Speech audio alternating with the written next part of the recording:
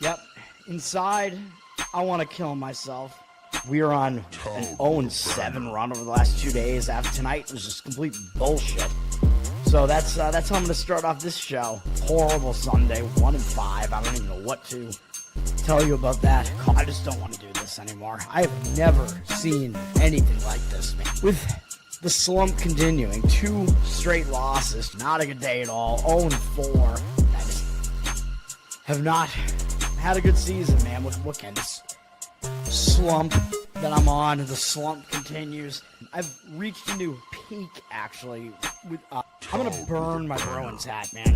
I don't know what is going on with the Bruins. March 8th, is that what it is? I don't even know. It's March 9th, I think. Who even knows, man? I don't know what day it is anymore. I don't even know what day it is anymore, man. Back with you after the worst day that I could possibly have. Back with you, as I always am. Until I die, at least. 0-2 yesterday, and yesterday did not go well for me. 0-5. The worst month that I've ever had in my 18 years doing this. I don't know what to even tell you about this anymore. Broke the slump yesterday as the slump discontinues. The slump continues. Somebody fucking kill me, please. I don't even know what I should do at this point other than potentially end it all. What's up, everybody? It's Toad back with you for Better Off Dead. Toadstool Sports. Friday, November 21st. Hold on a second here. What is going on here, man? I keep hearing, noises. I don't know what's happening, man. All right. Yesterday, losing day. What else is new? 3-4, I think is what it was. We started out all right with Southern Indiana. They had a good first half. They were, down 2-3 at half, something like that. And then they fell behind by more than the number, got back within the number. They covered, didn't win outright. I'm fine with that, obviously. College basketball at night did not go well. USC, they only scored 29 points the entire first half. You got to be kidding me, dude. I don't even know what to say. And they got absolutely dominated on the boards. Terrible performance. I expected USC to be pushing the pace, running the floor, just run Troy out of the gym. I don't know what that was. I think USC won barely in triple overtime. I don't even know. I stopped paying attention to it because once it goes into overtime, they're not going to cover that. They were never covering. It was a total loser, just like me. St. Joe's went off at actually plus 10.5, and I believe they didn't cover any of the numbers. They were winning the game outright with 12, 13 minutes left. I was like, all right, this is looking good for St. Joe's. Fell apart, and I believe what did they lose by, 12, 14? I don't know. They were in range to get back within that number near the end, and they didn't do it. Hockey was total ass. I don't even know what else to say about it. Montreal looked like they were going to come back after they were down multiple goals. They came back. They cut it to 5-4. I'm like, all right, here we go. Montreal's going to do this. No. They lost 8-4, although I'm assuming there were some empty net goals or something in there. I don't know. I didn't see the end of it. I am not even going to pay attention to it at that point. Detroit Red Wings, absolute abomination. I don't even know what to say. In both of those games, I thought the situational read was correct. You heard my analysis on it. The money looked like it was agreeing with me in the morning, and then late at night, the money was disagreeing with me on both games. What the fuck, dude? What do people see in those games that I'm not seeing? I don't get it. I've been pretty good in hockey for a long time. Hockey's my second best sport. I think throughout the entire time that I've been doing this. Maybe Major League Baseball, NBA, obviously first, but I don't get it. Ottawa kind of saved the night in hockey. They got the win, I believe. I think they won with a late goal in regulation to win that game. So we got that one. That was a back-and-forth game, close game. And then we did get the Houston Texans, right, as me being Mr. Thursday night, you knew that was going to be a winner. I think it should have been more easy, too, because there was a kickoff return touchdown in the game for Buffalo in the first half after Houston started out down, but they were only down 6-0 or something. And then Houston got into the lead. I believe they were up 13-9. And right after they got that field goal, I guess, to go up 13-9, kick return touchdown for Buffalo. I'm like, come on, man. But then Houston I think pretty importantly, Houston actually got the lead back with a touchdown to close the first half. So they actually had momentum going into the second half, and Houston's defense totally clamped down. And then that was pretty much end of story. I believe Buffalo, I don't even think ever scored again. I think the last time they scored in the game, I think was the kick return touchdown, I think, if I'm not mistaken. And then it looked like Buffalo was going to drive at the end of the game. Like, if you didn't see that, Buffalo had the ball down 7. They were facing a 4th and 27, which, if you know my betting history, my worst beat of all time was the Ray Rice 4th and 29 conversion, which he still didn't even convert. It was a bad spot. It was a bad call. That was terrible. The Ravens in a steel sandwich going out to San Diego. That was bullshit. Worst beat I've ever taken. And then they, after they converted the 4th and 29, they still had to win the game with doing multiple other things to do it. But anyway, last night, Buffalo converted a 4th and 27, and that one was not a bad spot. They obviously converted it. They got more yardage than that. I think they picked up about 40 yards on the play, probably. So I'm like, oh my God, are you serious? How do you let a team convert a 4th and 27, dude? Like, you give up the short passes and then just make sure that you don't let them get the extra yards. I don't even know, man.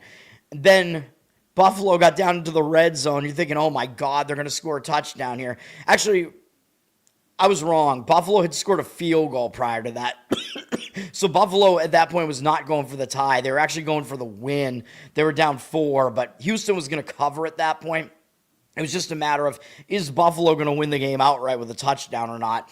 I apologize. I'm coughing. I have nothing left, man. No sleep. I don't know. It's cold season now. I don't think I'm sick, but I don't know what's going on. Anyway, Houston's defense clamped down again and ended the game, man. Huge stop for Houston at the end of the game. Very good defense, which, of course, was part of that handicap. So I am happy with that result. That was in my money splash pool as well as one of my NFL picks, obviously, because I don't like the NFL board at all this week. But I liked that one more than most, so that was good. Hopefully people got some winners on that. Jeffrey, what's up? Mr. Pinsey, what's up? Dirty Sock, Nate, what's up, everybody? Lamar, yeah. UCF, did they win in basketball? That should have been one of my, that should have been, I don't know. I mean, everything in retrospect, you're like, that should have been on my card. I don't know. That was a lean for me on UCF. Islanders, yeah, they're not good, dude. I don't care if you put the Islanders in or not. I mean, I was strongly opinionated against it. I don't think the Texans were obvious. Nothing is obvious. Like, I mean, people are talking about how it was like a demonic ritual or something with them wearing the red and Christian Kirk scoring the touchdown to put them up 10-9, all that stuff. A lot of symbology in the game. Maybe it's true. Maybe it isn't. I don't know. I mean, I just go based on the situation, the line, whatever, some of the X's and O's there, but yeah, money line on the Texans, yeah. Mr. Thursday night, I'm doing really well just picking the entire NFL board this year. Like, I'd be winning money if I bet literally every single game. Charleston Classic from Buffalo Wild Wings. I'm going to give out one play in that, I'm pretty sure. That's right. No Sleep Beddington, Buzz Killington, whatever. All right, let's get into it, man. We got college basketball. We got a lot going on here. I need some more drops for my show. Like, I got to get back to getting some of the drops, but we got to get into this. There's too much college basketball. I am going to start out with a play in one of these first games here. Actually, the play that I have is in the Virgin Islands, which is where I live, by the way. Green Bay at Yale. This is going to be a play. Here you go. Best bets right off the bat. I got to just do it, man, because it's an early game. I don't think this show is going to go until 12:30, though. It better not, because after I have 6 college basketball plays, it's a huge college basketball board, which I'm not used to on these Fridays. It's early season Friday mayhem. Not happy about it. And then I'm going to give out one NBA play, and that's it. I don't like the NBA board. I don't like the NHL board. One NBA play I like, and then I don't like the college football games either, really. All right, we're going to lay the points with Yale against Green Bay here. This is mostly, we're going to fade Green Bay. I mean, this is an awful Green Bay team, but Green Bay's going into overtime against Minnesota, dude. I know it was last Saturday, so they have had time off to kind of disrupt that momentum and travel, but I still think a game like that can linger. Like, I don't consider that to be going into that extra rest on a bad note. I mean, they did all they could in this game. They were 25.5-point underdogs against one of the big boys, a Big Ten school, Minnesota. Green Bay had the lead in the second half at multiple points, lost the lead, got back in the game, tied it again. They were actually down one, I think, at one point in the final minute. Or no, they tied it, right? Yeah, they sent it into overtime, and then they just fell flat after they fell behind in overtime, just couldn't get back up after that. But I don't think they can get back up off the mat after this, man. I mean, it was a close game. Even statistically, it was pretty close. Minnesota did win the rebound battle. Huge game for Green Bay, though. I mean, I know Yale has been to the tournament a couple of times, whatever, but I just don't know how Green Bay could come off of that, travel to the Virgin Islands, and put up a huge performance again here as a big underdog. I know sometimes when you're fading these big underdogs, I mean, I've gotten caught doing it a couple of times recently, so I'm worried to some extent about it because sometimes these lesser teams will show up again somehow. In this case, I'm not sure I see it. I know Yale's coming off their first loss. They lost to Rhode Island, who's an A-10 team. Yale was a big favorite in that game, though, so that's the thing, man. I think Yale, you can kind of consider this to be more of like an outlier, like an embarrassing loss. And Rhode Island shot like the lights out in this game. 51% from the field, 46% from three. That's an outlier. I think Yale realizes they should have won that game. Rhode Island's a bit down this year, so I think getting away from home after you lose like that, even though, yes, I do talk about how your first loss can hang you over sometimes, I don't know. I think taking a loss like that as a favorite at home, go out, change of venue, you're getting a much worse Green Bay team here. Yeah, I think Yale should get this done. I know Yale doesn't play particularly fast or anything, but they are efficient offensively, so they can still score on their possessions. Green Bay is just bad all around. Green Bay also plays slow, I think slower than even Yale does. I know Green Bay, Ken Pom has them listed as one of the unluckiest teams right now, but I don't know. I'm going with it anyway. My situational read puts me on Yale, so that's where we're going here. Why do we not even see Yale here? What am I looking at? Oh, I'm looking at college football. I think I'm an idiot. There it is. Yale's already up to 18, by the way, from 16.5. But the money looks like it's coming back in against them. 78% of tickets, only 65% of the cash. So I'm worried about that. But this is the situation again, man. Hopefully you can get a decent number on this. Hopefully the numbers don't matter that much in this range. 17 is not key in basketball. Total's down to 149, though, so it is a low total. But I'm hoping that Wisconsin Green Bay is just going to do very little scoring here because they suck. So Yale is the play there. All right. Let's keep going here. Utah State Tulane is going to be in this Charleston thing that's going on. This is another afternoon game. This is on ESPN2. That previous game is on ESPN+. Utah State off to a 4-0 start. I mean, they haven't totally been tested yet. Their biggest game was against VCU, which they did win in a neutral site game. Now they got to go further east, though, because that game was in Texas, I believe. So now they're going to the Eastern time zone for the first time, which might not be that easy. It's a bit of an easier trip for Tulane. Tulane's also coming off a pretty embarrassing loss, even though I know it was their first loss of the season. You take a loss like that, they lost to in-state little brother New Orleans, and I talked about how that was a big win for New Orleans. Went against New Orleans after that on the show here when they went out to Pepperdine. We got a win on that one. Tulane, I mean, bad loss for them. They were a pretty big favorite, 11.5 in this one. New Orleans shot ridiculously in the game. Tulane shot horribly. So this game was pretty much an outlier, even though New Orleans did dominate them on the rebound side of things. But New Orleans shooting 54% from the field and three. Tulane 35% and 11% respectively. Those are major outliers. I like it as a bounce back for Tulane here. I think the venue is better for them being in the South in South Carolina. I would take the points with Tulane in this one. I'm not going to do it as a play, but Utah State's down from 11.5 to 10.5. Money looks like it's agreeing with me on that one. So, of course, I'm going with one of the games where the market disagrees with me, man. I'm just going based on situation. 62% of tickets, 75% of the cash on Tulane. So the money is saying Tulane. I do agree with it.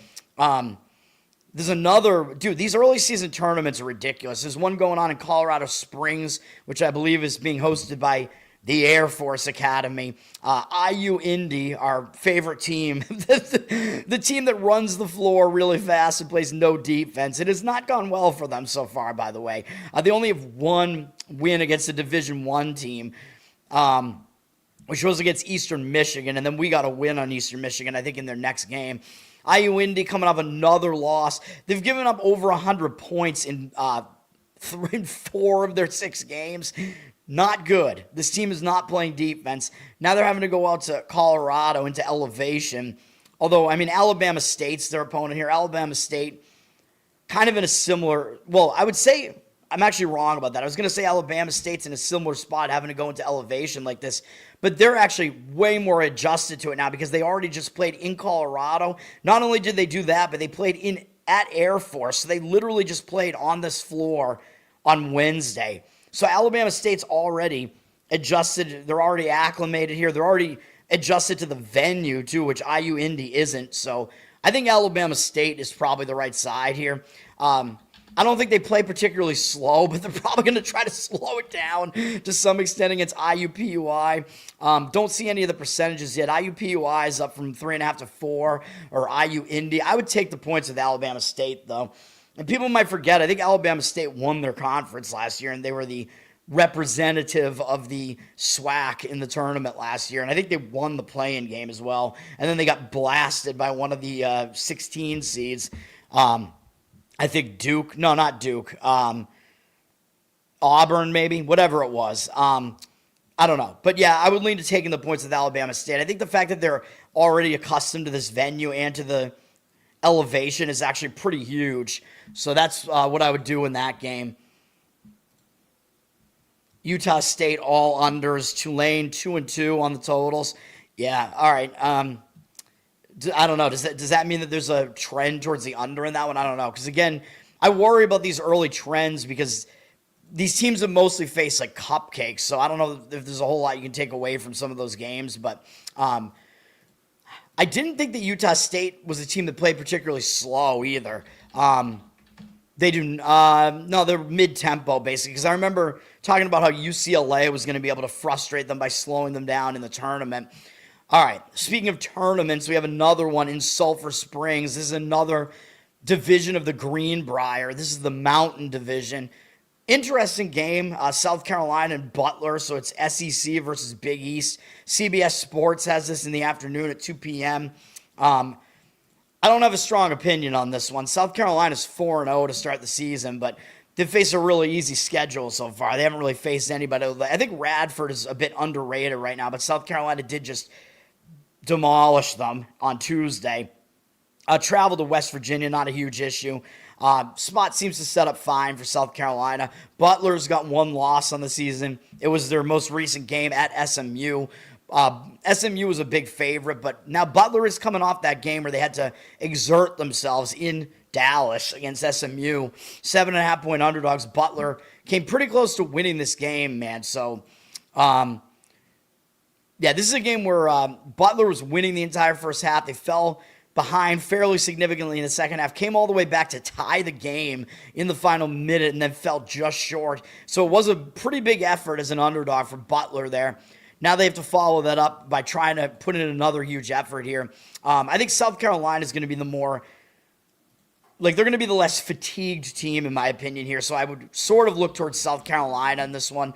Butler is up from 3 to 3.5. Odds makers telling you they're better than South Carolina. I don't disagree with that. I mean, South Carolina is right at the bottom of the SEC, basically. Them and LSU. They're both bad for SEC teams, even though the SEC is good, obviously. But 71% of tickets, 76% of the cash on Butler. I do think they're somewhat of a public side. probably, although even though South Carolina is undefeated. But I don't know. I just think having to turn around off of that SMU performance, it's going to make it a little bit more difficult for Butler, in my opinion. So South Carolina, I think, they also have the easier trip to make, I think, as well. 3 p.m., Virgin Islands continues with UMass and Charleston. UMass coming off that game where I'm pissed because they should have covered against Central Connecticut. UMass had a huge lead in the middle of that game, and I don't know what they did. Took their foot off the gas, whatever. I have no idea, and they wound up winning and not covering. Now they go out to the Virgin Islands. They got to face Charleston.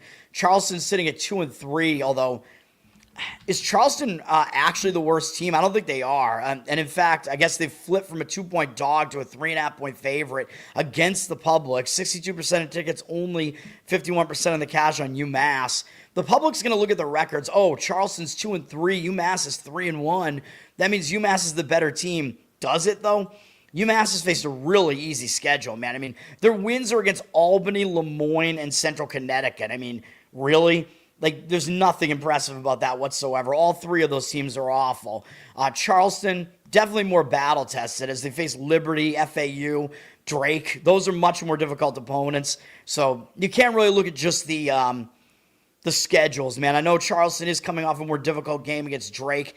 UMass is coming off a game where they underperformed, so they should have been better. So as far as the specific situation, kind of looks like it should set up a little bit better for UMass, but I wouldn't agree with it because I just think that the public is going to get this game wrong because of the records. I think it's a situation, it's a setup where you have misleading records here. So I know that's more of a numbers thing, and I usually do more situation, but I think the number read here is strong enough that I think Charleston is indeed the better team. I would go with Charleston in that one, although you have to lay a bit more for it now.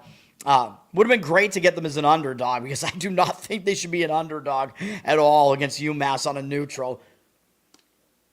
But yeah, Charleston has definitely played the more difficult schedule. All right, what else do we have here?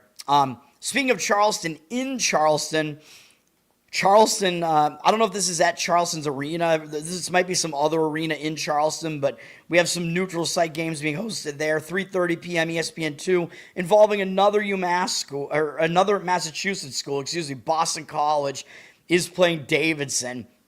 Davidson's probably going to have a little bit of a home crowd there, though, because I believe Davidson is in South Carolina, if I'm not mistaken, right? They're in one of the Carolinas.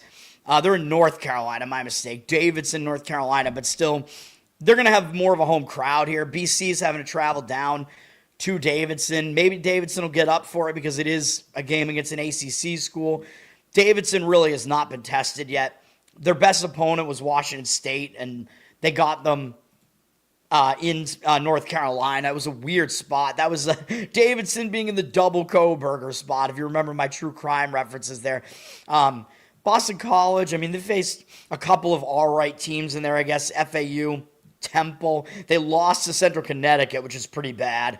Not being able to put their foot on their throat there because BC had the lead in that game and blew it. Now BC is off an unimpressive win over Hampton, who's not very good. Yeah, I don't know. I'd probably go with Davidson in that game. I don't have much of an opinion on it, but Davidson has flipped from a 2-point dog to a 1.5-point favorite. 60% of tickets, 85% of the cash. Davidson, I mean, you can kind of treat them as almost a semi-home team here. Ken Bum has them at 122nd, and he's got Boston College at 104th, though. So he has BC, which Ken Bum highlights for me because you have to pick your favorite team, and I picked BC.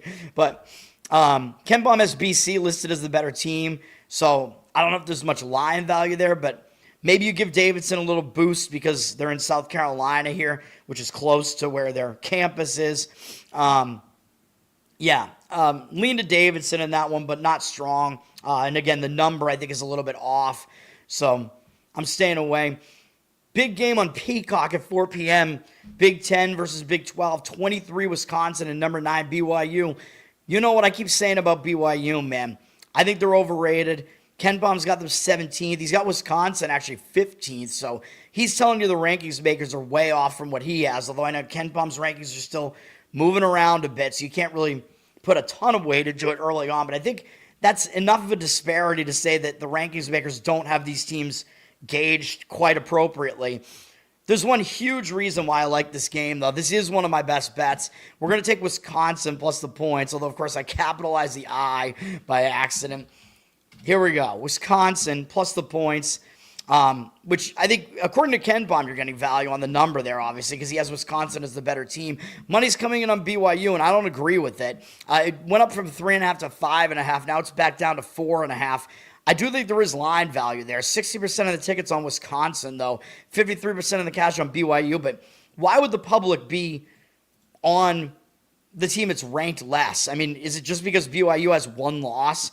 I mean, I don't know, man. By the way, this is the Bad Boy Mowers series in Salt Lake City. So this is not actually a home game for BYU. This is a semi-home game in Utah. So I know it's Wisconsin having to go to elevation or whatever, but if you guys remember something, you might know why I'm on Wisconsin here. I know it doesn't look great because Wisconsin has not been tested at all yet. They've had a really, really easy schedule. This is their first true road game.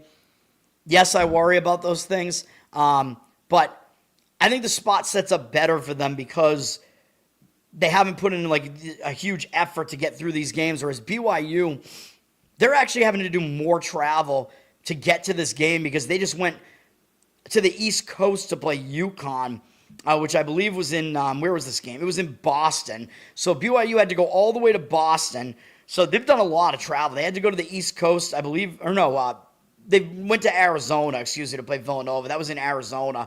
Then they played at home, but then they went all the way to the East Coast, and they played UConn, number 3 in the country, and they basically went right to the wire with UConn. BYU was getting obliterated in this game by almost 20 points. They came all the way back and made a run at UConn right near the end, got to within 2, and fell just short. Crazy game for BYU, man. And now, coming off of that massive performance, they got to go back home. I don't like it, man. I think it's kind of a hangover spot for BYU, even though you figure, they should get up for Wisconsin, but I think there's way more of a reason for Wisconsin to show up, which I was just alluding to. If you remember, this is a rare situation where we have a team early in the season facing the team that ended their season last year, and that is Wisconsin versus BYU here. BYU knocked Wisconsin out of the tournament. I talked about this a couple days ago, I think, when I faded Wisconsin in their last game, right? So Wisconsin, I believe, even though they won easily, I think they didn't cover, right, against SIU Edwardsville. We got a win on this one, I think, on SIU Edwardsville, coming in within that huge number. But, I thought Wisconsin was just going to get in, get out, because this game is huge for Wisconsin, dude. I know they have to readjust to elevation, but they did it in March at least. I know that was a long time ago, but at least it's something. Wisconsin played well in that game. It was a close game.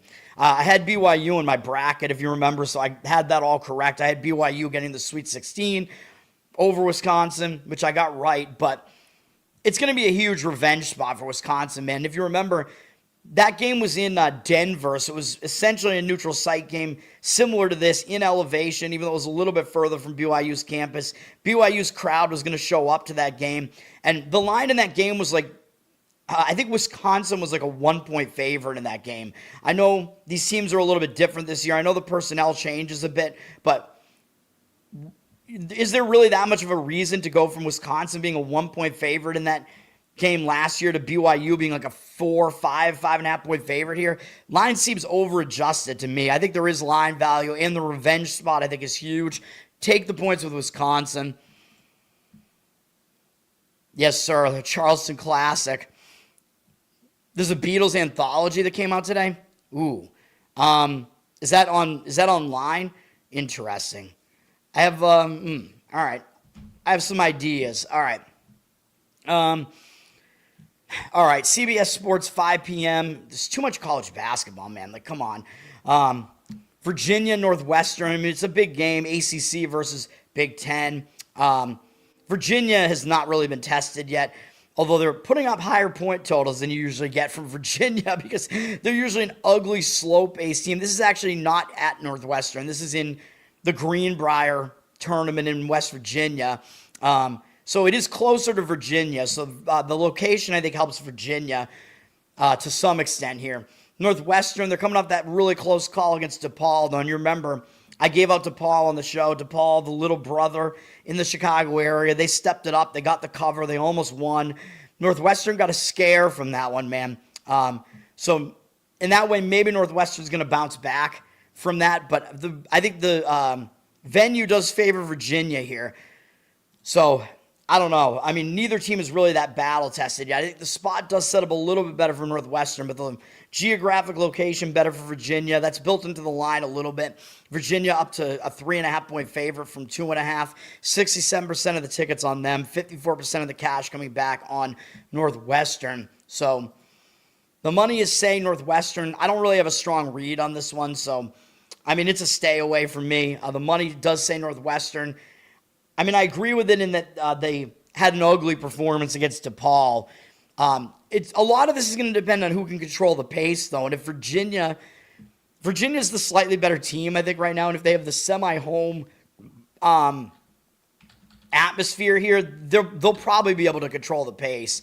Ken Bum has Virginia as the slightly better team. Virginia trying to rise back up, man, after some bad seasons there, but if Virginia's able to slow the pace down, I think that's going to hurt Northwestern. And it is easier to slow the pace, and it's easier for the better team and the home team usually to slow the pace down, even though Virginia's not at home. Like I said, it's close to their home. So there are some reasons why Virginia might be able to have an easier time controlling the pace there. Iona and Akron are playing in the Virgin Islands at 5:30 p.m. Eastern on ESPN+. Iona, decent team. I think kind of under the radar. They just beat Princeton. Pretty nice win. They're undefeated right now. They haven't faced great teams yet. They haven't faced like entirely weak teams either. This is the Paradise Jam is what this is called, by the way. Both of these teams beat Princeton, although I think Akron beat them by more. Akron destroyed them. Akron's coming off a big performance, though, against Purdue. I know they weren't ever, in range of winning this game or anything like that, although Akron did cover for us. But they were losing by margin most of the game, so maybe we got a little bit lucky that they got in the back door there at the end. This Akron team is pretty solid, though. I think they're the best team in the MAC, in my opinion. I think we're going to see that play out. I think you're going to see Akron be right there in the end of when it comes down to it, but in the MAC at least. But Akron is coming off their first loss, and it was a big step-up game there against Purdue. So I would kind of lean towards Iona in this game just because of that, even though I know Akron's game wasn't close. Odds makers are telling you Akron's the way better team, which I don't disagree with. They're up from 10.5 to 11. I mean, I've been talking about how Akron is good. And if they make the tournament, I think they could be a threat. They made the tournament last year, too, I'm pretty sure. They've made the tournament a bunch in recent years. And some of those players came back, too, although I think some of those players must be gone now. But I would probably take the points with Iona, though, in this one, even though it is a very high total. 75% of tickets on Akron, though. 100% of the cash, obviously not accurate, but we'll see how that game plays out. I know taking the points is less appealing when it's a huge total like that. Georgia Southern and Florida State, what I will say about this game is I was tempted to lay the points with Florida State here. I just have this thing, man, where it's like whenever I try to lay the points with this big-name team playing one of the little guys, because I think the little guy is in a bad spot, the little guy just steps it up again for the game. So I kind of want to avoid it. But Georgia Southern is coming off a big game against in-state big brother Georgia Tech. That was a huge game for Georgia Southern, man, and they played them to within 2 points. I mean, Georgia Southern may have had a chance to potentially even win this game. I mean, this game was right there, within 1-2 points down the stretch there. It was a huge performance for Georgia for Georgia Southern as 10.5-point underdogs there. They almost were able to pull off a win that would have been huge for them. Now they're going to come off that big performance and try to put in another one against Florida State. Although, again, Florida State is another one of the big boys, so maybe Georgia Southern is going to be able to get back up again. I mean, at least I think mentally they'll try to be focused on this. Florida State, they're coming off kind of an ugly game against UT Martin at home. Florida State, 19.5-point favorites. They did not cover this number. It was a fairly easy win, but I think they know they didn't play particularly well in this game. There are some things that worry me, though, about this, which is that UT Martin lost the turnover battle 26-6 and still came within 14 of Florida State. Like, if you win the turnover battle that ridiculously and your shooting percentages are fairly even, which they were, I don't really see how Florida State didn't win this game by more. So that's a little bit of a red flag to me. Florida State also losing the rebound battle by 7. It does worry me a little bit. I would still lay it with Florida State here. This one does not make my card. They're up from 17 to 18. Of course, they're going to win by 30, and then I'm just going to be pissed. It's a high total, too, which is more conducive to the favorite covering. I think both teams also like to play a faster pace, if I'm not mistaken. Florida State definitely does. Georgia Southern, yeah, they play really fast as well. So the pacing is not going to be a contrast, which is why the total is so high. It's going to be a very fast-paced game. Does make it easier for Florida State to cover, though.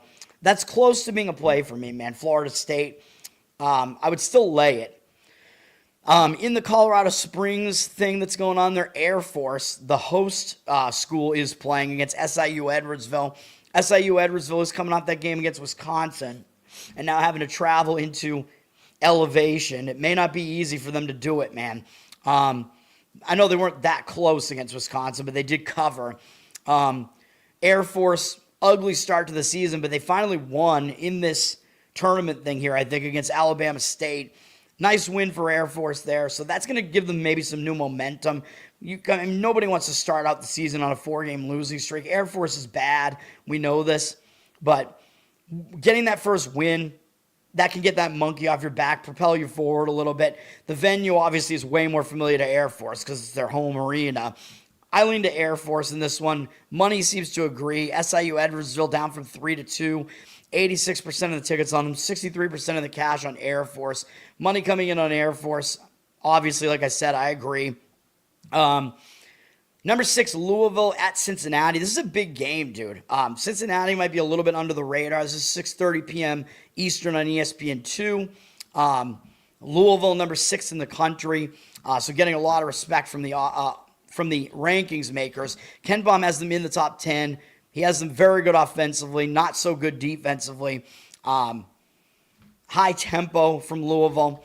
This game's going to be in Cincinnati, but they also play fast. So this is a game where Cincinnati's a better defensive team, though. So they're like St. John's kind of, in that they play fast, but they play defense and they don't score as well. So Louisville's the better scoring team. The public's going to be all over Louisville because they're 6th ranked in the country. Cincinnati unranked. Big game for both teams. It's a game where teams are close geographically. I think Cincinnati may be a little bit under the radar, though. I'd probably take the points with Cincinnati. Louisville up from 8 to 9.5 here. 53% of the tickets on them. 59% of the cash coming in on Cincinnati. What you are getting with Cincinnati is the better defense, getting a bunch of points at home. So that's something I talk about more in football than basketball, but I think it applies to basketball as well. I would probably take the points with Cincinnati. There isn't really a situational setup here. We went against Louisville in their previous game. Ohio was able to cover against them. Even though Louisville scored over 100 points, Louisville scoring 96 plus in every game is also going to have the public looking their way. But again, they give up a lot of points. This is called the Hoops Classic, by the way. Whatever. I think this is Cincinnati's home arena, though. I'm pretty sure. It's in Cincinnati, at least. And Cincinnati, they haven't been really tested yet. Their biggest game was a win over Dayton, which was a good win. But Louisville is more battle-tested just because they did beat Kentucky. But, again, I think it's too many points to lay on the road there. Total is somewhat high just because the odds makers have to try to gauge. Well, I mean, they're both fast-paced teams, so that's kind of a reason for the total to be higher.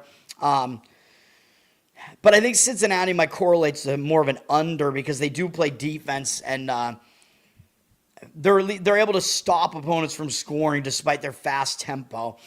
Michigan State, number 17th in the country, is playing Detroit Mercy, which is why I faded Detroit Mercy in their previous game because that was part of it. They had a big look ahead to Michigan State. Michigan State, 17th in the country. And Michigan State's coming off a big win over Kentucky. And then they have these like neutral site tournament games coming up, whatever, against East Carolina, then North Carolina. And then they do have Iowa, Duke, Penn State. So they have all big games coming up next. So I know East Carolina is the least of all those, so maybe it's not really much of a look ahead, although that's in the Fort Myers tournament down there.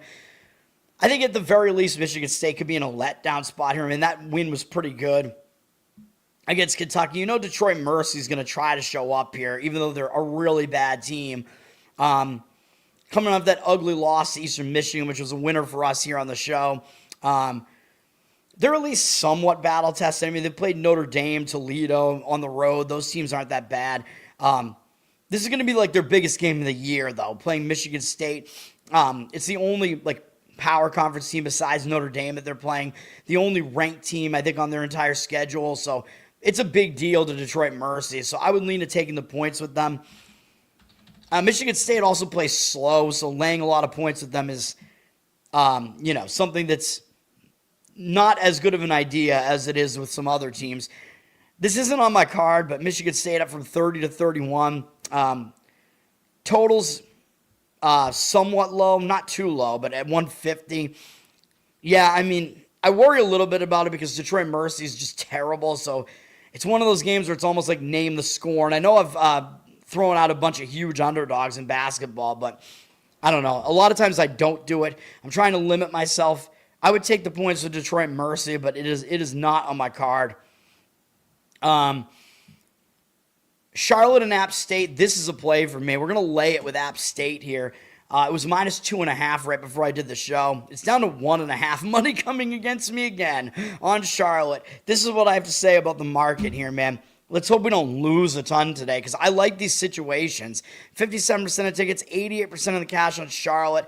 We have a really low total here, down to 131, which I don't know what to think about that. But, I mean, App State plays a really, really slow tempo, and Charlotte also plays really slow. So that's basically why. It's going to be a low-tempo game here, but I like App State. You could probably actually get 1.5 now on this, so I'll update that. Charlotte, I don't like the spot they're in at all, dude. Charlotte just went to Virginia Tech on Sunday, and this is a huge game. They played their guts out, 18.5-point spread in this one. Charlotte played really well against Virginia Tech, man. I mean, they were in this game. The game was almost tied in the second half. They were down 1, and then they were down 3 with under 4 minutes to go in this game. They were still within 1-2 possessions in the final few minutes of the game. Huge performance from Charlotte. They did out-rebound Virginia Tech. There wasn't really an outlier as far as the stats are concerned. It was actually a close game. But Charlotte, again, coming off of that game, just playing to that extent against an ACC team, that's one of Charlotte's biggest games on their entire schedule, dude. Debatably their biggest because they don't really face any of these other big conference teams. That was huge for them, and they almost were able to pull off an upset. So I don't see how they bounce back from that, really, man. Meanwhile, App State, they're returning home. They're 2-0 on their own floor, although they beat a Division II team. Their other win was against NC Central. It was not very good. They're a little bit battle-tested because they did go to Ohio State, and they didn't embarrass themselves. They lost by 22, which I know doesn't sound good, but I don't think that's that bad. They actually covered the spread in that game. But App State, now back home, they got a win after that to give them some new momentum against Dartmouth. The return home spots in college aren't like they are in the day-to-day sports, because these teams aren't playing every day. They're only playing 2 games a week, basically. So, and they're not in families, so it's not like they get home and they have stuff to do. You know what I mean? They come back to campus. I mean, there are some distractions on campus, but I think it's less so. I mean, do you really think these guys are focused on academics? Not really. Charlotte has also lost their only road game so far. It was that Virginia Tech game, though, so they did play well in it. But I like App State in this one. I think Charlotte's in a massive hangover spot. I know both these teams are North Carolina. I know Charlotte probably considers themselves to be a little bit of a littler brother, but I think that Virginia Tech game was more meaningful to them than this.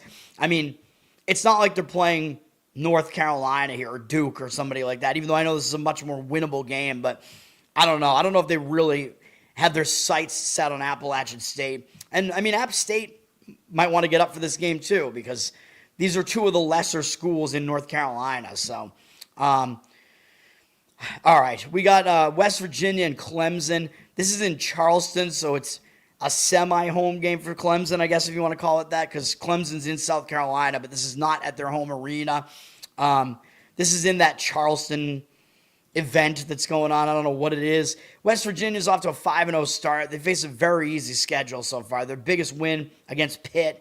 Clemson's going to be the most difficult team they faced so far. I faded West Virginia in their previous game, and we got the win with Lafayette, covering the huge number there.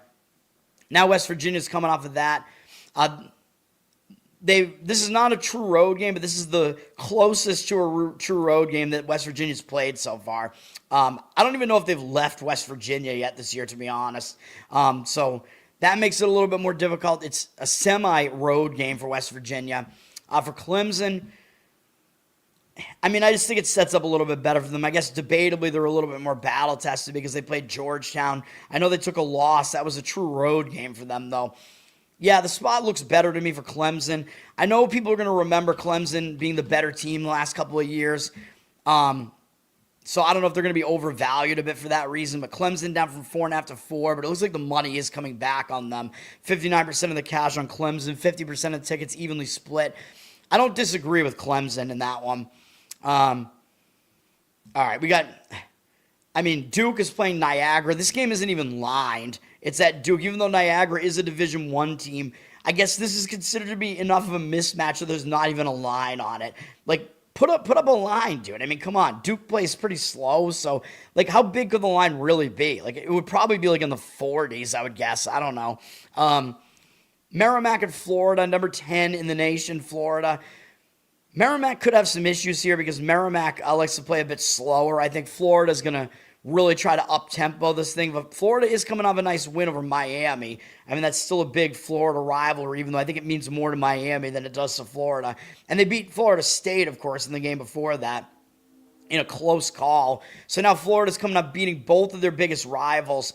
They got this awful Merrimack team. And then up next, they got TCU, then Duke, and UConn. So they have bigger games coming up next, man. So Florida, this might be a game where they just get in, they get out.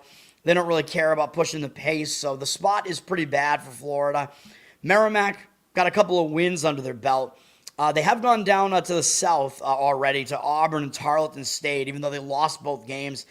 Auburn was in a good bounce-back spot, though. If you remember, I gave out Auburn on the show because Auburn had... I think Merrimack was coming off an ugly game prior to that, too. Yeah, against South Dakota State. I don't know. But Auburn was coming off that... Actually, Merrimack, I said they put up a good performance against South Dakota State. That's what it was, which is why I thought they would fall flat in the next game. But really, the crux of that handicap was that Auburn was coming off a horrible performance against Bethune-Cookman. So we got the cover with Auburn in that one. Merrimack, now they're going back down on the road, but I don't think they're going to be intimidated because they did already play on the road at Auburn. So they're a bit battle-tested. So that's at least good. I would take the points with Merrimack if I was going to do it. But huge mismatch. Florida up from 36.5 to 38. I mean, they could basically name the score if they really wanted to. I don't want to get involved. Loyola, Maryland against Kentucky, number 12 in the country, Kentucky.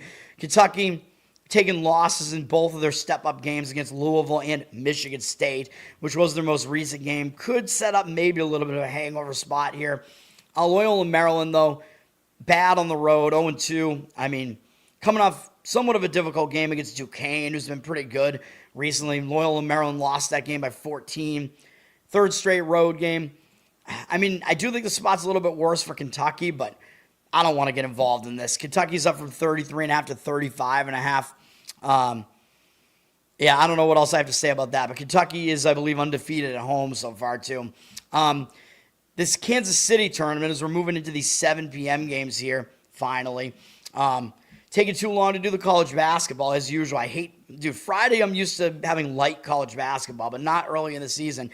Kansas City, we have this round robin thing, and this is the loser bracket. Mississippi State and New Mexico both lost yesterday. Mississippi State lost by 21 to Kansas State. But, of course, the venue does help Kansas State here because it's in Kansas City. Mississippi State coming off of that.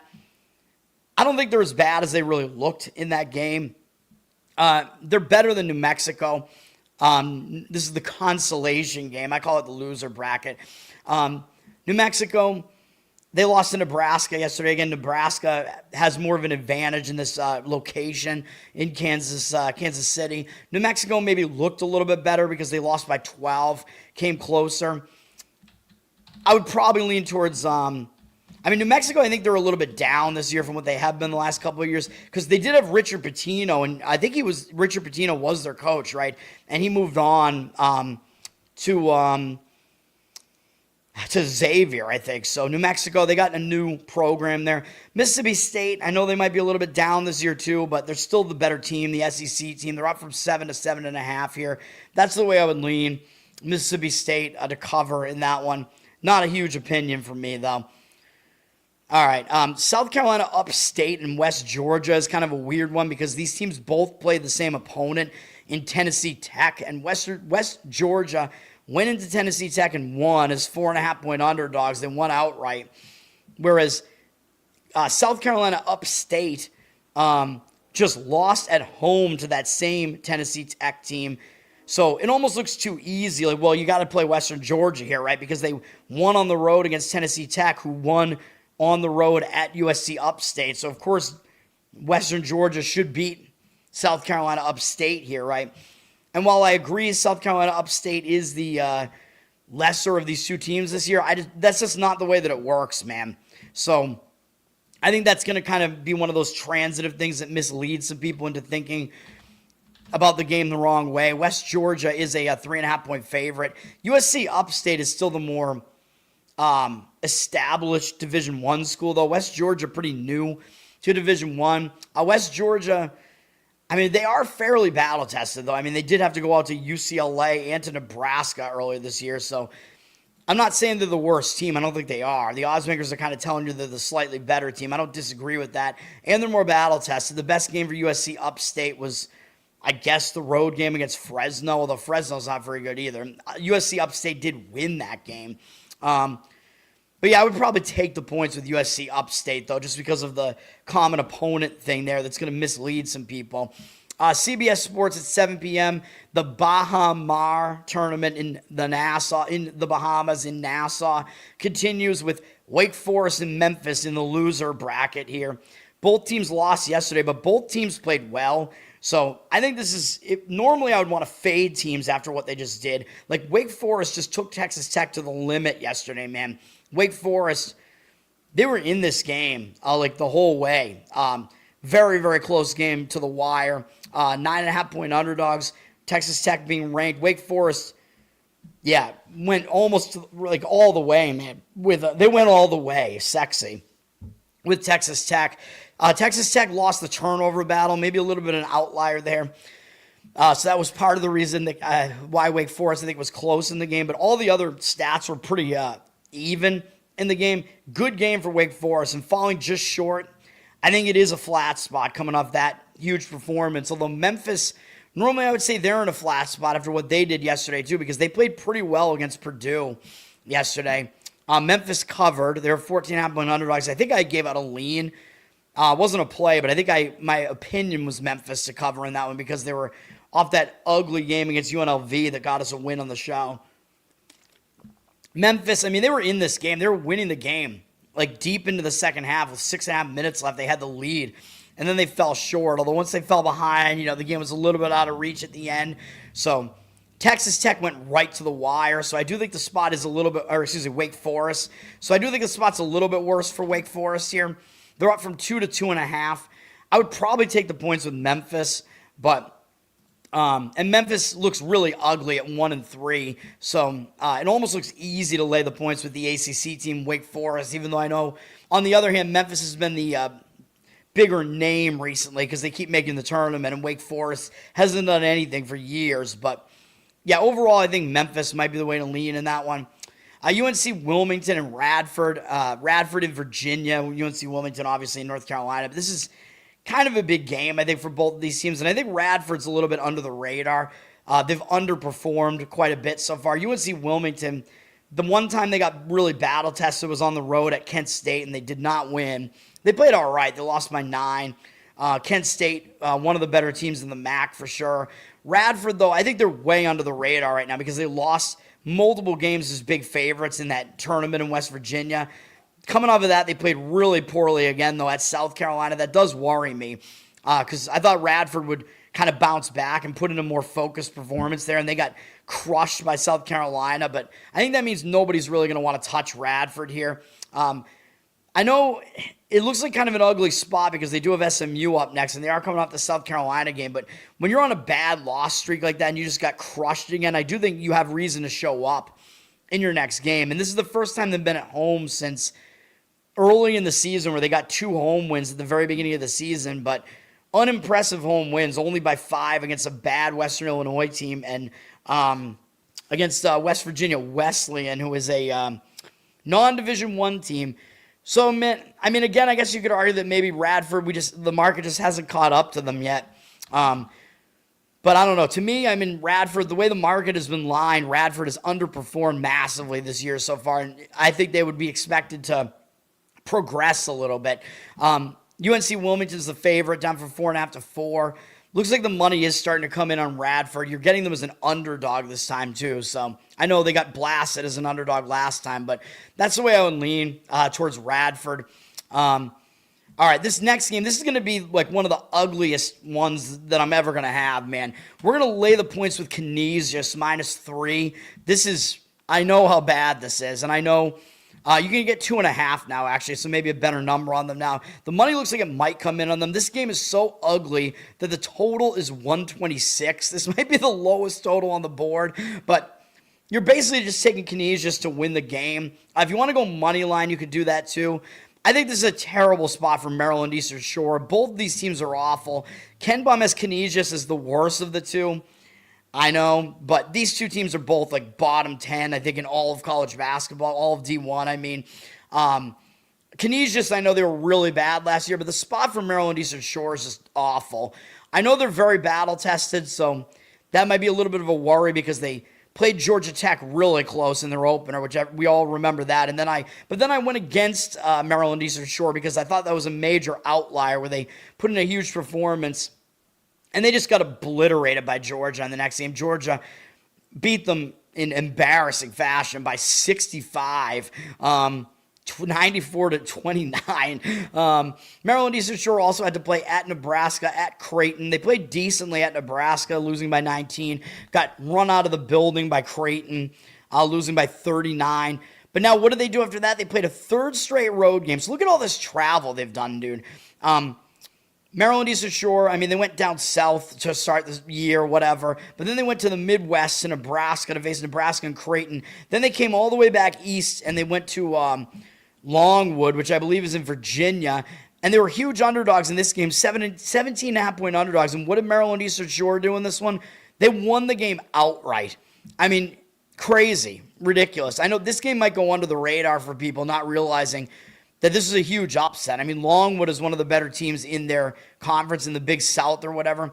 Longwood had a really bad shooting game, 24% from 3, really, really ugly. Both teams had a ton of turnovers. I know Maryland Eastern Shore lost the turnover battle and won the rebounding battle. So those things do worry me a little bit, but I think this was a bit of an outlier of a game. And Maryland Eastern Shore was... they were winning the game by a lot. Like, I think Longwood maybe just came out of the gate cold, took them for granted, and then Longwood had to come back, and they were able to, but for whatever reason, they weren't able to put it away. But, man, that was on Tuesday. Double overtime, massive upset, and now Maryland Eastern Shore has to do more travel all the way up to Buffalo, which is where Canisius is.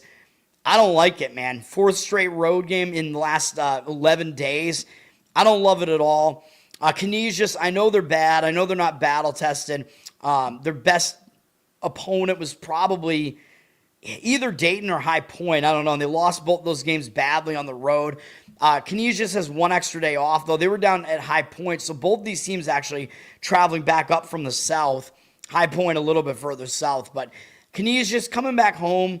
They're 2-0 at home, although I know they only beat Allegheny, who's not a Division I team, and Mercyhurst, who's barely a Division I team and new to Division I. And Canisius only won that game by 3. Yes, I know they suck, but both these teams suck. The spot's worse for Maryland Eastern Shore. We're going to lay it with Canisius in that game. Stacks, what's up, man? Thanks for hanging out. Yeah, hopefully my read is good on these today, man. I mean, the market is Not loving some of these. That one, the market might wind up agreeing. For Jeffrey here, we do have this Philadelphia round robin thing going on here. Penn is going to Drexel. Penn just pulled off a nice upset of St. Joe's. Now they're going out on the road again, where they're winless on the road. Penn is, including at American, which, where's American? Is that in D.C.? I don't know. I forget. Or is that in Philadelphia as well? I don't even know. D.C., that's what I thought. And then losing to Providence. I mean, I'm not going to knock them for that. Big upset over St. Joe's. They could be in a little bit of a letdown, though, and they haven't played as well on the road. Drexel is a bit under the radar right now, as I pointed out in their last game, and that was an easy cover. So I think, Jeffrey, I think you had that one. I agreed with it. I wish I put it on my card because Drexel obliterated NJIT by like 30 points. So both teams are going to come into this game off of satisfying wins. Although I think Drexel's a bit more under the radar. People are going to look and see Drexel lost to St. Joe's, or as Penn beat them. That was a bigger, I think, game for Penn State, though, because, again, that was one of those in-state little brother situations where Penn pulled off the upset. So I like Drexel in this game, although the money's coming in against me in this one. What else is new? 57% of tickets, 84% of the cash on Penn. Drexel down from 5 to 4. Yeah, I would lean towards Drexel, though. All right, what else do we have? We have South Alabama and UAB is a very, very weird one because South Alabama is 6-0 and UAB's record is bad. So I think people are going to look at this and the spread is crazy, even though I know UAB at least has a name, like the name recognition. They've been in the tournament recently at least. South Alabama 6-0 and undefeated on the road too. UAB 3-2, so it's like, why is UAB laying 6.5 here? Well, the oddsmakers are telling you UAB is the better team, and I agree. South Alabama, they've faced a very easy schedule so far. Their best win was the opener on the road against Toledo. They're coming off another road win over Jacksonville State, who I don't think is that good right now, and that's another Alabama game. Jacksonville State is actually in Alabama, not Jacksonville, Florida. Jacksonville, the Dolphins are in Jacksonville, Florida. But South Alabama, yeah, now they got to go to UAB. UAB has faced a more difficult schedule. I mean, they face NC State. They beat High Point pretty easily, which is a big win. A loss to Alabama State doesn't look that good, although Alabama State, again, they're not horrible for SWAC teams at least. UAB got another win in their last game to kind of just give them momentum against a non-Division I team. I would lean to laying it with UAB just because the line looks out of control. The problem is that, of course, South Alabama definitely considers themselves to be a little brother in the state of Alabama against UAB, so that's the issue that I have with it. The money is actually disagreeing with UAB, down from 8.5 to 6.5, 62% of the tickets, 55% of the cash on UAB, which is looking like a public side, which surprises me. Although I don't know if the public's really looking at these games at all. I think that's another thing. You have to look at these markets here. It's mostly professionals getting involved in these games, so you have to kind of figure out, like, well, what does this ticket percentage and cash percentage really mean? So sometimes fading the market read with these early market percentages is fine because I just don't think that they mean a whole lot early in the morning. Like, you get a better market read closer to game time, which I have to do these things, and I do the show in the morning. It is what it is, but I rely on situations, so hopefully the market comes to me in these college basketball games. But yeah, I would probably lay it just because it looks very strange to, I mean, you would think the public would be wanting to take the points with South Alabama, an undefeated team getting points, so I don't know, we'll see. Jackson State, our friends who did not cover for us in their last game against Auburn, now they got to play another road game against Arkansas. I've talked about how ridiculous their schedule has been. They're very battle-tested. They face, on the road, Illinois, Louisville, Auburn, Louisiana Tech as well. That's not a big school like these other ones are, and Arkansas now. So this Jackson State team, they continue to just battle-test themselves thoroughly. Obviously, Arkansas is the way better team. Arkansas is coming off of a big-time scare, actually, in 2 games in a row. Arkansas had a close call against Sanford, and then in their last game at home as 23.5-point favorites, they almost lost to Winthrop. So you got to think that, like, John Calipari is going to, like, grill his team after this, man. I mean, this was crazy. Like, Winthrop had the lead in this game by 5 with 2 minutes left. I mean, that is an absolute scare. I think Arkansas, once they started building the lead in the middle of the game, they got complacent. They were never able to push the lead, extend the lead further, and Winthrop was in this game right until the end. Really, really crazy. So you got to think that off of those performances, Arkansas will be more focused here because of that. So I don't want to fade Arkansas here.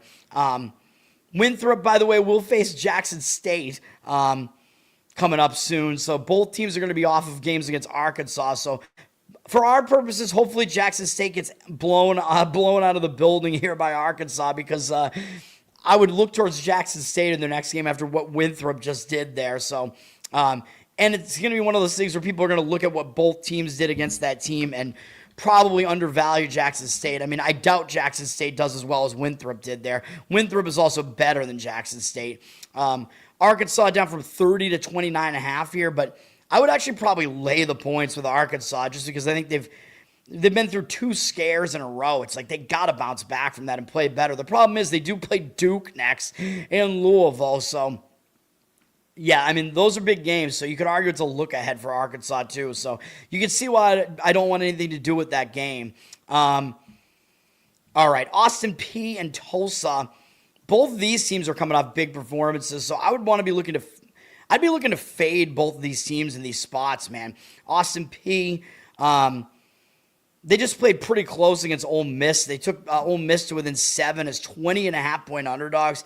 It wasn't that close, really, but they actually closed the gap and tied the game with 6:23 left, even though they had fallen back down by double digits with a couple minutes left in the game. But still a big performance from Austin Peay. 5th straight road game. Looks like a spot where you'd want to fade Austin Peay. The problem is Tulsa just took their first loss of the season, which can hang you over a little bit. And that was a game where I was Tulsa whispering, man, because I gave out Oral Roberts against them in the game before the last game, and Oral Roberts almost got the outright win for us. They got the cover easily as the little Tulsa brother there. And then off of that, I thought Tulsa would play much better because I thought they were already looking ahead to Kansas State, and they did, and they almost upset Kansas State. That was another win for us on the show. Tulsa with the cover, and Tulsa was winning the game almost right at the wire. They're winning by 4 with like a minute and a half left or something. So Tulsa's in a very bad spot as well here. Debatably even in a worse spot, and they're laying 8. I mean, I don't want anything to do with it, though. I would probably... I mean, I don't know, man. The total dropped from 151.5 down to 146.5. I was going to say maybe an over makes sense in that game because when both teams are in bad spots, that's kind of where I start going, but I don't know, man. All right. What else did I even want to talk about here? Evansville and Oregon State is kind of a weird one. Oregon State just took their first loss of the season. So sometimes I talk about how that will hang you over into the next game because you're not used to using it yet. And it was not used to losing yet. And it was a step-up game for them, man. They went to their big brother, Oregon, and they played okay. They lost by 12. They covered the number. Weren't really close to winning the game. But coming off of that, could be a little bit of a bad spot for Oregon State. For Evansville, this is also in the Bahamas, though, Virgin Islands. Where is this? Virgin Islands, I think. Yeah, this is one of those Virgin Islands games. I forgot about that. So the spot also is worse for Oregon State because they have to travel from the Pacific coast all the way out to the Caribbean, man. So that's not good either. For Evansville, they're in Indiana, so they have a little bit less travel here, and they're probably in a better situation where they just get out of home after losing twice at home. They can refocus on basketball. So I actually prefer Evansville in this one. For all those reasons. Oregon State's up from 6.5 to 8.5. I would probably take the points with Evansville. I'm not going to do it, though. Next up, I will lay the points with Texas A&M, and I know Texas A&M's been an ugly offensive team. I get it. This year, they seem to have a different style, though. If you look at what Kent Baum has them doing, he's got them 87th in tempo and 70th. He has them better offensively than defensively, 70th in offense, so he's got Texas A&M kind of a different style this year, man, so I don't mind that as much. So I think they might be able to actually speed this thing up. They're playing Manhattan. Manhattan's very bad, 288th in Ken Baum's rankings. They do play somewhat of a fast tempo as well, though more mid-tempo. Ken Baum has them 10th in luck so far, so even though they're 3-2, Ken Baum is still saying that they're worse than that even looks, and they're bottom 10, basically, in Ken Baum in defense. So I think that also helps out the fact that we need Texas A&M to cover a large number here. They play a little bit faster than we're used to. Their offense is actually not as bad as we're used to, and Manhattan's terrible defensively. So that's where we start here. Manhattan's also coming back from Hawaii, so the travel spot is not good, man. I know they've had almost a week to do it, but still, they were just out in Hawaii. Yeah, normally I'd say this is going to be a step-up game for them because they're playing an SEC team, so this is actually the biggest opponent they face all year. So normally I would want to look towards taking the points, but in this case, I don't want to with a travel spot like that, and I think you're going to get a lot of focus from Texas A&M off of what they did in their last game, which is almost losing to Montana on Tuesday. And getting the win, I think, will still give them a little bit of momentum here. They have no travel because they're staying at home, less time off, but as 17.5-point underdogs, they got kind of embarrassed in this game.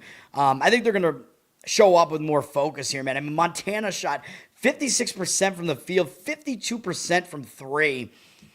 And that's basically the reason why they were in this game. That three-point percentage was crazy high. Texas A&M was only 30%, although they're not known as a three-point shooting team. A&M was good from the field, though, 54%. They do take a lot of high percentage shots. Like, they take a lot of two-pointers, so they're more of a predictable offense. I think they still do that, so that's good. A&M did win the rebound battle and the turnover. Well, the fact they won the turnover battle isn't great because when you win the turnover battle, you shouldn't lose. You shouldn't almost lose like this. Winning the rebounding battle obviously is good because that's something that's more of a predictable stat. But Texas A&M, I mean, this game wasn't really what it looked like either. Texas A&M was winning this game by like almost 20 points in the middle of the game, including with 6 minutes left. They were winning by 16. And actually winning by 19 with 6.5 left. I think they just took their foot off the gas, and then all of a sudden Montana was right there in the final minute, and Texas A&M had to like ward them off. So I think that's going to refocus Texas A&M here. I like A&M. We're going to lay it. That's my one big favorite here. They're up from 22.5 to 23. That plus the Hawaii travel spot from Manhattan. I don't like it. It's an unfamiliar venue for Manhattan as well, going into A&M. We're laying it with A&M. All right, that is in College Station, so it is a home game for them. What else do we want to talk about here? I don't know. We're in a whole lot of other games. Denver at Colorado State. Colorado State, of course, Denver's going to consider this to be a little brother, big brother situation. Colorado State did just go into Loyola Chicago and pull off an upset. Loyola Chicago keeps getting respect from the market, even though they don't look very good this year. So Colorado State got that upset win. Now they're coming back home to face Denver, who I don't think they really care about much. And after this, they got Virginia Tech and then Colorado. Those are much bigger games, so I could see Colorado State overlooking Denver here, whereas Denver, they're the little brother here in this state. They're coming off a loss at home as actually a favorite against UTSA. So Denver is just staying in the state of Colorado. They do play Arizona next, but I don't think they're going to look ahead to that because this is a big game against Colorado State. I would take the points with Denver here. It's not on my card, but the money agrees. Colorado State down from 20 to 18.5. 50% of tickets, 81% of the cash coming in on Denver. I just don't know if it's enough of like a letdown spot for Colorado State off of that Loyola game. It is most likely a look-ahead spot at the very least, though. But yes, I would take the points there. Sanford and New Mexico State. Sanford is coming off losing pretty ugly to Florida Gulf Coast. Sanford was a favorite here at home. Florida Gulf Coast played really well against them, but here's the thing, man. I mean, Sanford won the turnover battle, and the fact that they lost by 15 despite winning the turnover battle, that's bad. And they lost the rebound battle, so that worries me as well. But they did shoot terribly. 34% from the field, 27% from three. Gulf Coast was 44% from three. Three city, I guess, now for Florida Gulf Coast. So Sanford is coming off still a game that had a lot of outliers in it. So I think they should bounce back. But they are having to go to New Mexico State. And New Mexico, these teams in New Mexico play in like high elevation too. So I do worry about that, even though Sanford has played a number of road games this year. Should be a bit of a bounce back after an ugly performance at home. But the venue kind of worries me. New Mexico State's only played 3 games so far, but they just played one of their biggest games of the year. They beat New Mexico in an upset. I think they consider them to be their bigger brother, New Mexico, because They're the University of New Mexico. New Mexico was a small road favorite in the game. I think 3.5 or so. So that's a big win for New Mexico State. Could set up a bit of a letdown. They're up from 7 to 8.5 though. But if I was going to play it, I would take the points with Sanford. It's a lower total to it, 144.5. But the travel that they have to do, the unfamiliarity of the venue, that stuff does worry me. So I can't do it. I mean, I'm going to stay away. What other games that I have in mind here? Well, we have Georgia and Xavier. I mean, this is an interesting one between an SEC team and a Big East team. This is in that Charleston, South Carolina arena there at 9 p.m. Eastern spot. I mean, the venue probably helps Georgia because they're closer to it. Georgia off to a nice 5-0 start, but they haven't really been battle-tested at all. Their biggest opponent was Georgia Tech, and they barely beat them. Although, Georgia Tech got up for that game. Georgia's just been coasting otherwise, beating bad teams.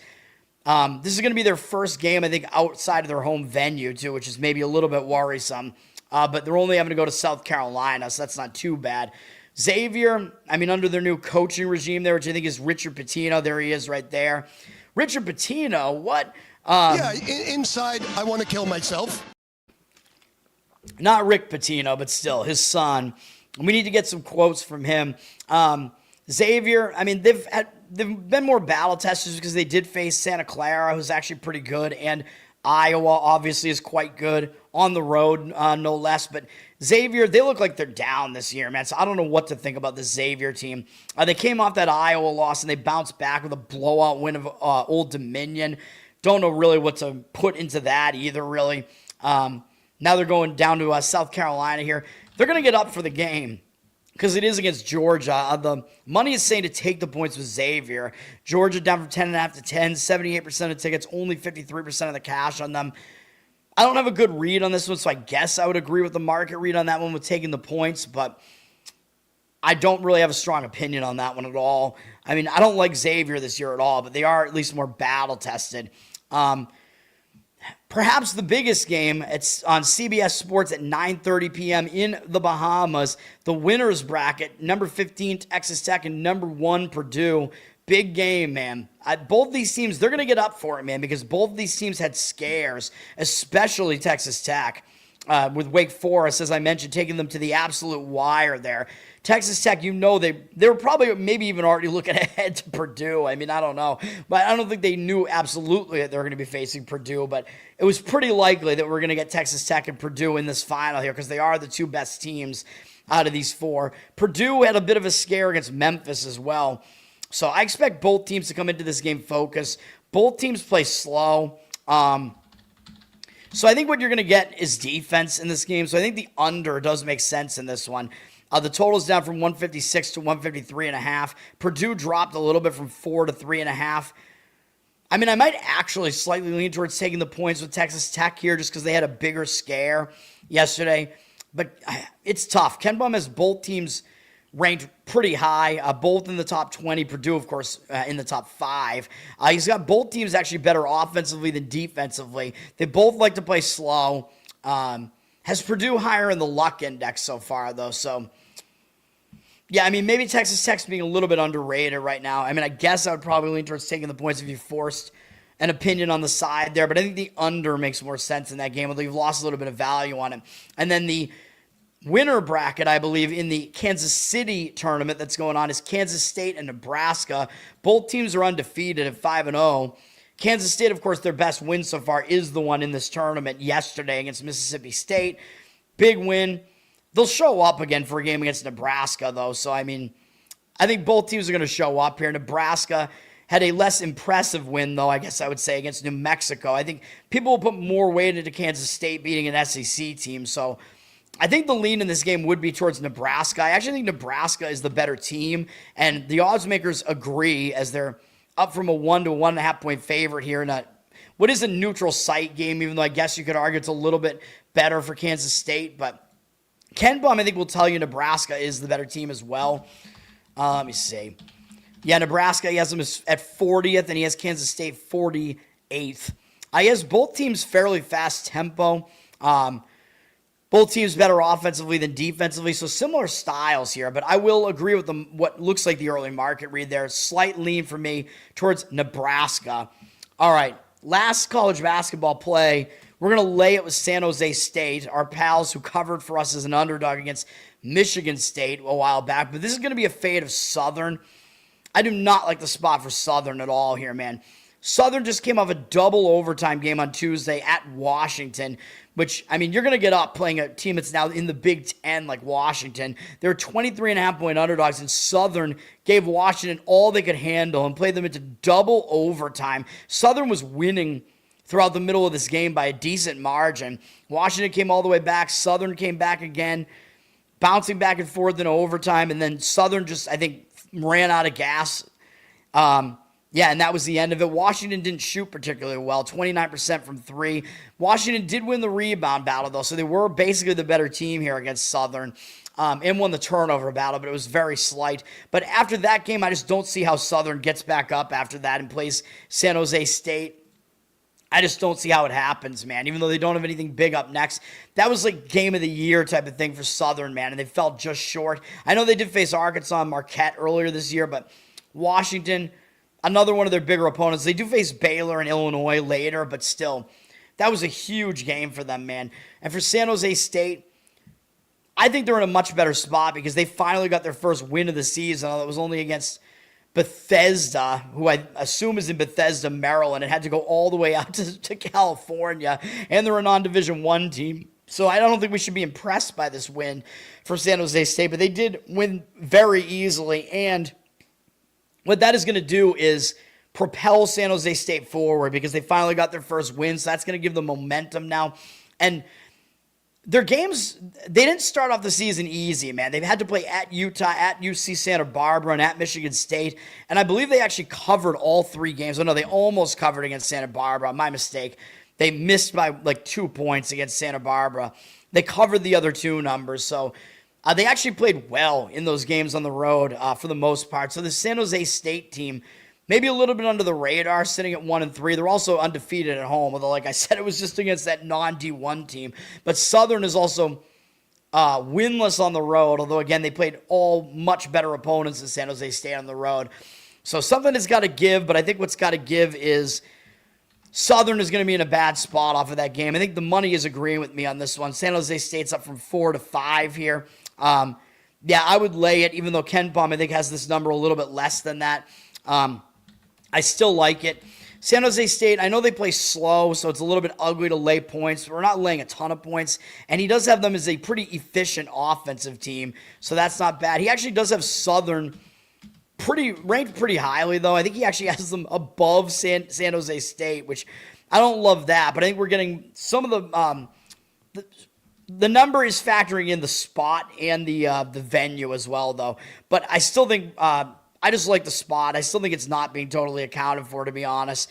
He does have Southern as a fast-tempo team, too. So San Jose State's going to probably be able to frustrate them by slowing the game way down. And Southern is not a very good offense. So even though normally, yeah, getting points with the better defense, which is Southern, usually the way you want to look, but not in this spot, in my opinion, man. So that's the last play for me. I don't think I have a whole lot to say about the rest of these games. So, I mean, the late night, the bailout special games here are not very interesting at all. UCLA is playing late against Presbyterian, who's making the rounds out there against all these California teams, but whatever. All right, let's go to NHL. This is such a long show, dude. I still have to finish this, get the stuff up, get my Instagram video up for the early game here. All right, hockey, we don't have a whole lot. I don't love the board at all, so this is going to be quick, hopefully. Chicago at Buffalo. Chicago took a loss yesterday to Seattle, but now they're on a back-to-back, having to travel to Buffalo for one game, which is very weird. Like, did they really get up for a game against Buffalo? We're up next. They got to play Colorado on Sunday. I just don't really see it, man, on a back-to-back with travel like this against an opponent that's got an ugly record that I don't think is really going to draw your focus. I'll kind of lean to Buffalo in this one. It's not that strong, although Buffalo did just get obliterated at home by Calgary. But remember, Buffalo was off losing to Edmonton. So beating Edmonton 5-1. What am I saying? Beating Detroit the game before that. And they beat Edmonton in a return home spot. That was a huge win for Buffalo. So you expected a bit of a bad performance out of them after the Edmonton game. Also, people are going to look at the fact that Chicago just beat Calgary twice, and Buffalo just lost to Calgary in their most recent game 6-2. So people are going to do that transitive thing. Dude, am I talking myself into a Buffalo play here? I might be. I don't know. It doesn't look great. I think I'll stay off of it, but it's close. The money looks like it's coming in on Chicago, which I don't understand. Maybe it'll change, but because I know the market reads that I gave out yesterday, 2 of those 3 changed. The only one that wound up on my side was the one that won, Ottawa, where we finally beat the Ducks. Buffalo's up from -180 to -181. That's the odds makers telling you something too, though. Like, how could you possibly have this Buffalo team at 7-9-4 laying a huge favorite price against a 10-6-4 Chicago team? The odds makers are still telling you Chicago's not this good. So something to keep in mind there. Buffalo is better at home, 6-4-2. Chicago's been mediocre on the road, 5-3-2. I still like Buffalo in this one, obviously. 59% of tickets, though, on Buffalo. 64% of the cash coming back in on Chicago. I would play Buffalo. Because of the price, if you want to do it, you got to go either Buffalo in regulation, although that seems dangerous because both these teams have gone into overtime a lot or a decent amount. You could do like the lay your own -1 puck line as well. And then if they win by 1, they'll push for you. So something like that is what I would do in this game.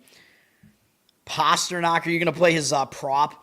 I don't know about the do factor. I just don't really think is a thing. But if he hasn't scored a goal in a while, maybe there is a little bit of value on him scoring a goal. But I also don't like that prop in general because I think you never get good enough odds on like an anytime goal scorer, kind of like an anytime touchdown scorer, because people love to play those and root for a particular guy to score. So I don't know.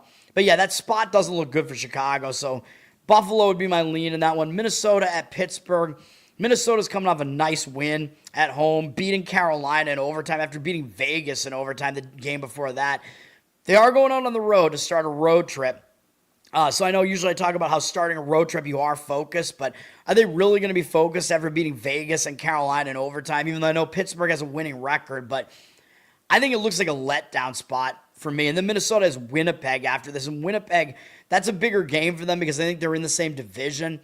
Pittsburgh's not even in the same conference. Now, the only issue I have with Pittsburgh here, I like the Pittsburgh side, but I have 2 issues with it. One is a good thing. Pittsburgh just broke a loss streak with a win on Sunday. So they're going to have some newfound momentum. The problem is they're coming back from Sweden, man. So Pittsburgh, those games were big in Sweden. And now with all that travel coming back from Sweden, could be kind of a little bit of it's a spot that these teams are not very used to doing, coming back all the way from across the ocean. So I don't know, man. I can't quite get there with that with Pittsburgh, but I would slightly lean that way. Yeah, and Pittsburgh, I still don't think they're anywhere near as good as their record looks. That's the other problem I have with it. Pittsburgh also looks public, even though they flipped from +110 to -122 on the money line here. I don't know what caused that move because we see 67% of the tickets and only 50% of the cash on Pittsburgh. So they look like a public side. But, my opinion would be to lean towards Pittsburgh. But again, I don't want to do it when they're coming back from Sweden. And Nashville, I think, will be in that spot tomorrow. And Pittsburgh has to play again tomorrow, too. The huge Saturday board. Dude, my work is going to be awful. Like tomorrow, if I have to do all the college basketball tomorrow morning, which I think I will because I have to do the football show tonight. I don't really want to do back-to-back shows tonight. So Carolina is at Winnipeg. This is a big game. This is a nice game. Carolina coming off losing on the road to Minnesota. I guess maybe you could debate they're going to be in a bit of a bounce-back spot. I kind of expect them to show up because Winnipeg's generally been pretty good. I expect Winnipeg to show up too, though, because we know Carolina is one of the best teams in hockey. Winnipeg returned home from a long road trip, but they still got the win against Columbus. Now they've had some rest. They will have Hellebuck back in net. He was not in net for that game. So in a bad spot with their backup goalie, they still beat Columbus. Ridiculous. Columbus might have been in a bad spot in that one too, though, because I don't think I gave that out as a play. Yeah, Columbus had beaten Montreal. I don't know. They were starting a road trip, though, so that looked like one of those ones where I'd be considering Columbus, though. But Winnipeg got the job done. They're staying at home. they're going to show up for a game against Carolina, though. I mean, it is a big deal, even though Winnipeg does have that game against Minnesota up next, which is a divisional game, I guess. But Minnesota, they already did beat them on the road, which, by the way, that's another reason that I think maybe you would want to look against Minnesota, is that they lost at home to Winnipeg in their last game, and that's their next opponent. But anyway, this game, it's difficult to gauge what I think about this game. Carolina is up from minus 125 to minus 145, though. They're actually an anti-public road favorite here. Winnipeg is one of the rare, you don't see these a lot, although I know we've seen a few recently, but Winnipeg, we've seen them mostly with the Anaheim Ducks, but Winnipeg is a public home underdog right now, which usually you want to fade those teams. 62% of tickets, only 51% of the cash on Winnipeg. So I'll agree with the market in this one because I don't really have a strong read on this one. Probably Carolina, like money line, would be the way to look at that game, but not a strong opinion. Sidney Crosby, tear up the Olympics. Winter Olympics are coming up. Is that true? I'm not a fan of Sidney Crosby. They'll never have been. I don't know. I think he's a douche. I don't like the Pittsburgh Penguins. Not a fan. Not a fan at all. All right. And then my Boston Bruins are at the LA Kings. Bruins, they were on a nice hot streak for a while, but now they're kind of coming back down to earth, although they lost to some pretty good teams, Carolina and Anaheim. Bruins played well in that game against Anaheim, though, so I don't know if they're going to be able to bounce back again after that. I mean, that was a close game. It was tied late in the game after the Bruins came back. It was a game where they had Korpisalo in net, though, so Bruins better goalie. Swayman will be back in net for this one, I assume. So that's at least somewhat of an advantage for the Bruins. But kind of a tough spot to bounce back from that game, man. LA, they're in a bad spot, though, man. They're returning home from a road trip, and the thing is, it's weird. I talked about this yesterday because they played yesterday. They returned back to the Pacific Coast yesterday, but they were in Northern California to play San Jose, and they lost the game to San Jose with Forsberg in net. Probably they were saving Kemper for this game on the back-to-back, so we'll have both teams better goalies in net here.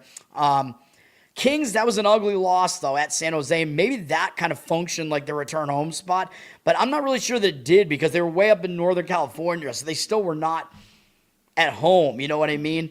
So they still have to come back and like return to family life and whatever. Now they're on a back-to-back. I don't know, man. I think the spot is worse for LA here, even though both teams are already in the Pacific time zone. Plus the Bruins, I mean, yeah, they're on a back-to-back, but the Bruins were just in Anaheim, so they literally just have to travel up the road to LA. So the travel spot is a lot better for the Bruins. So I'll lean to the Bruins in this one. You're getting a huge underdog price if you want it.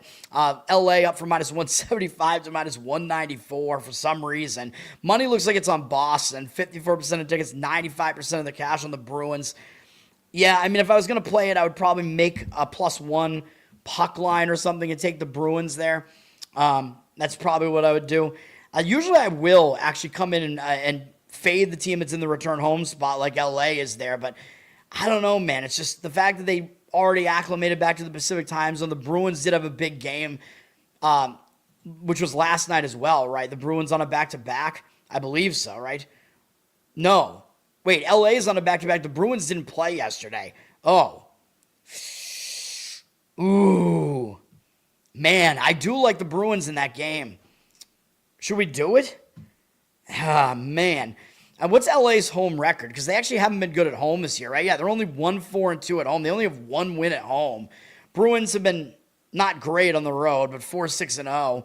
I mean, the Kings, they're like the. Should we take advantage of this? The Kings are like the Rangers of the West, basically, which Rangers should be out west. The Texas Rangers makes way more sense. What the fuck are the New York Rangers? Like, where did they get that name? I don't even know where that name came from. Anyway, yeah, I mean, the Kings, they play so much better on the road than at home. It's crazy. And they're laying this price in a spot like this, which I think the public is probably going to expect the Kings to bounce back after, they had that ugly loss to San Jose last night. But you know what? Let's do it. Let's take the Bruins. Hopefully they don't let me down here. We can get a pretty good price on this, too. You know me. I like taking these underdogs that I think are in better spots. Bruins, I'm going to do a split bet on this one, I think. If you want to go straight up money line, like plus 165 or whatever, you can do that. I'll figure out the money in a little bit, but this is going to be minus 150 is the price on the spread. And then the money line is plus 165, it looks like. So, all right. I'm just making a note of that. All right. So I will add the Bruins. So one NHL play here. Boston, a split bet.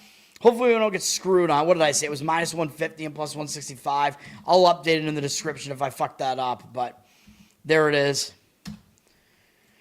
All right. Boston, split bet. There you go. That's the play there. Let's get NBA done because I got to get this whole thing done. And then we do have college football too. Ugh. NBA, like half of the games today are double-digit spreads. I really don't like it, man. I do not. Even though I know I've given out some double-digit spread plays in the NBA so far with mixed results. And, of course, pregame is not letting me switch to the NBA board. All right. First game up is Indiana at Cleveland. I mean, this game, of course, Cleveland's going to be a huge favorite. They're coming off they're coming off a couple of games against big opponents, let's say. They beat Milwaukee, and then they lost at home to Houston by 10, which I called that, I think. I didn't give it out as a play, but I mentioned I liked Houston in that game, I'm pretty sure. Now Cleveland's coming off all that. Now the question is, are they going to be in any sort of hangover spot here? Are they going to be focused on Indiana? And I guess the other question is, because Cleveland's had a lot of personnel in and out of the lineup, Jared Allen and Darius Garland are both game-time decisions, so that's something to keep in mind. Take a look and see what their injuries are, as you always have to pretty much with the NBA. Allen has a finger issue. I would kind of expect him to play. And Garland has a toe issue. Come on. How long can you be out with a toe issue? Really? Anyway, Indiana, this is an NBA Cup game too, which again, I totally ignore that because I don't care. Indiana's still without Nesmith here. Most of their other guys are back, except of course they don't have Halliburton and they don't have Toppin.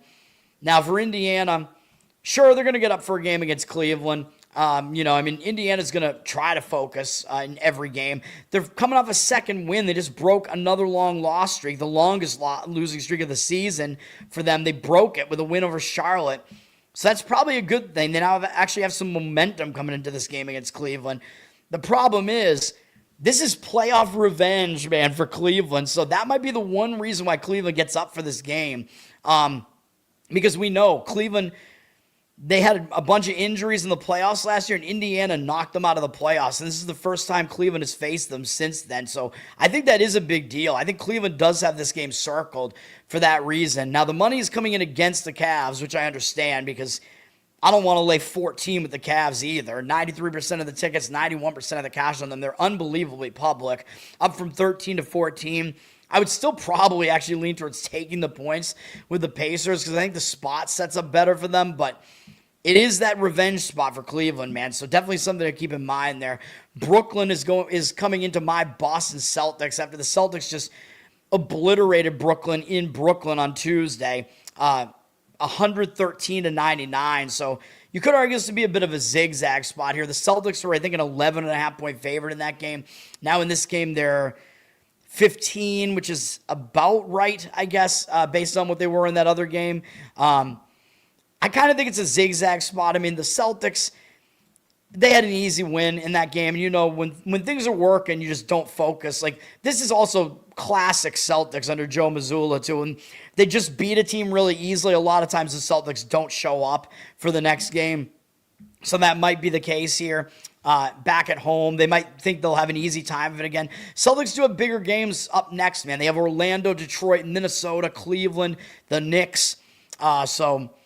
Yeah, to me, it looks like it's a bad spot for the Celtics pretty much. I expect Brooklyn to try to fix some things after that loss. They're going to be focused because they just got killed at home by the Celtics team, and now they're going out on the road to face them. So I lean to Brooklyn in this one. The money is saying to lay it with the Celtics.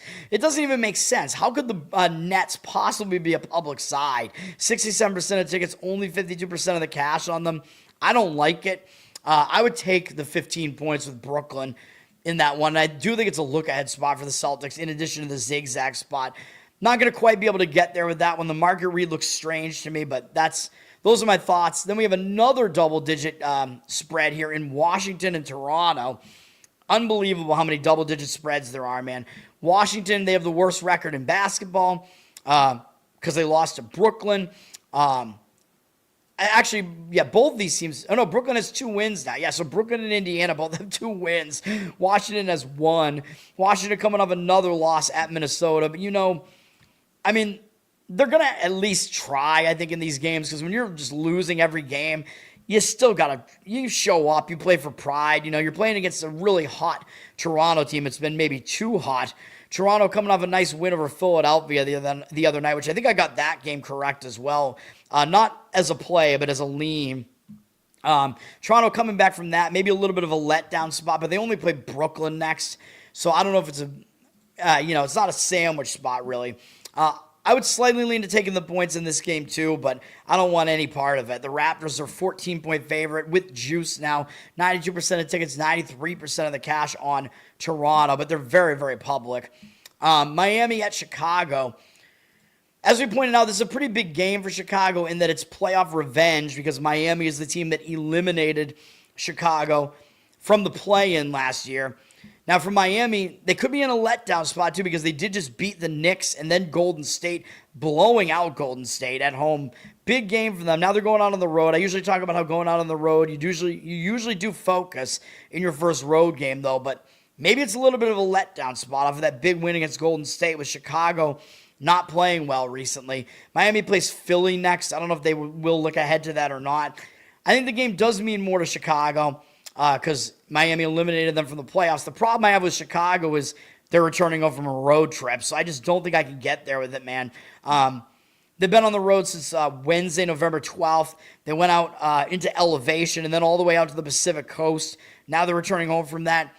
They shouldn't be unfocused because they have very weak opponents for the next 4 games. So out of all those games, this is the game that matters the most, especially because it is playoff revenge, but I just can't bring myself to get on a team that's returning home from a road trip, man. I can't do it.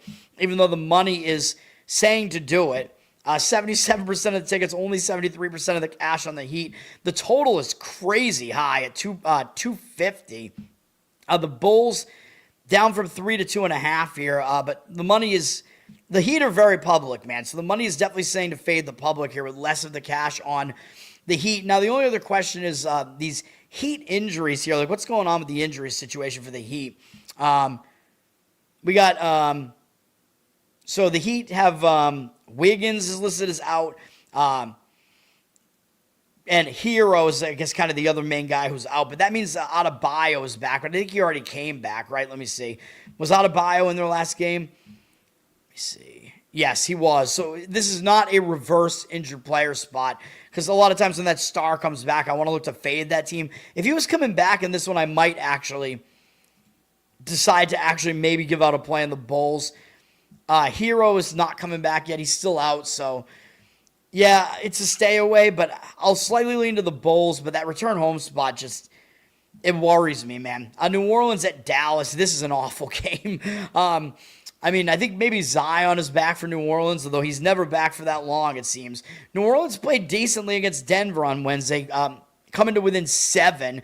Patrick Queen, or Derek Queen, right? Patrick Queen, I think is in the NFL. Derek Queen from Maryland, I think is his name there. He's starting to play pretty well for New Orleans, man. So New Orleans had a good game against Denver. Now they have the single road trip to Dallas. Coming off a few really big games in a row against LA, Golden State, OKC, Denver. Yeah, it's a step down in class for New Orleans, but they also might just not pay attention in this game. I don't know. Dallas is coming off a big game too, though, at home against the Knicks. Dallas almost pulled off the upset, and Brunson did play in that game. Brunson was back for the Knicks, which maybe that threw a wrench into the Knicks lineup, though, because their star player came back. I don't know. But Dallas took them to the wire. So now we're looking at 2 teams that are both in bad spots. Dallas is up from 3.5 to 4, 78% of tickets, 86% of the cash. Money indicating on Dallas. I don't have a strong feel for this game at all. I mean, the market read for now says Dallas. I don't know what I would want to do with this game. Definitely leaving it alone. Minnesota at Phoenix. Now, one thing that I found interesting about Minnesota, even though, yeah, they're a good team, but if you look at their schedule, they're 10-5. They're 0-5 against teams with winning records, dude. They lost to the Lakers twice, Denver, the Knicks, and Denver twice, actually. And those are the only games that they've played all year against teams with winning records, and they lost all 5. So Minnesota's faced a really easy schedule. Now, of course, they're facing Phoenix, who does have a winning record, so definitely something to keep in mind. Although this is the start of a road trip for Minnesota, teams will focus typically on the start of a road trip. Minnesota coming off easy wins to end their homestand against Dallas and Washington. So the spot isn't bad for Minnesota. For Phoenix, they're coming back from winning in Portland, coming back home. It was only a single game road trip, though. You know, I think it's a fine, like, it's not a horrible spot for them. I still think they will show up against Minnesota. Looks like Phoenix has turned into a very public road underdog, though. 80% of the tickets, only 76% of the cash. And you know I warn against that. These public road underdogs here, they're not something that I want to really have anything to do with. I'm going to look to fade them, typically. I mean, I'll either fade them or leave it alone, basically. T-Wolves are up from 4-4 with juice. It's just, can you really lay 4 on the road with the T-Wolves? I know the spot's better for them. The money is saying to do it. Like playing an anti-public road favorite is usually good, but I can't get over the fact that the T-Wolves are 0-5 against teams with winning records. It's just weird, man. So they just have not stepped up well in class, so I worry about it. So it'll be a stay away for now. T-Wolves have been good on the road, 5-2. This is one of these stupid NBA Cup games. Phoenix is 6-2 at home. They've been good at home. We'll see, man. And then we do have Denver at Houston. This is another big game. Denver, both these teams have been really good. Denver 11-3, Houston 11-2. I think Denver is the better team, though. Houston's still kind of the newcomer here. Denver coming off, a very lackluster game against the Pelicans in their last game. I think, did Jokic not play in this game? Because he's not on the stat sheet there. I don't know. No, he did. He just got outstatted in the game. But Denver's coming off that game. It wasn't a great game for them at New Orleans. Now they got Houston. I think Denver will step up for this game because Houston's been playing well. Houston, I mean, they're going to show up as well, but they're returning home off of beating Cleveland, which was a nice road win for Houston, which I think I got that game correct as a lean as well with Houston winning that game. Now Houston's coming back home from that. Spot sets up a little bit better for Denver, in my opinion, man, because Houston's going to have to put in a max effort 2 games in a row. Denver's coming off a lackluster effort, so I think they're going to be more focused. Rockets are down from 3 to 2.5 here, and they're very public. 84% of tickets, only 52% of the cash, so the money is saying to take the points with the Denver Nuggets, who are the more established team, as being one of the better teams, even though, yes, Houston is also really good. I mean, right now, I actually think OKC, Denver, and Houston are the best 3 teams in the NBA, and they're all in the West, so that's crazy to think about, but I think that might be the case. So, yeah, just another thing to keep in mind there. I would lean to taking the points with Denver. Oklahoma City is at Utah. This is another double-digit spread game because, of course, it is. OKC only has 1 loss, which I give out as a lean, but I did not play it at Portland.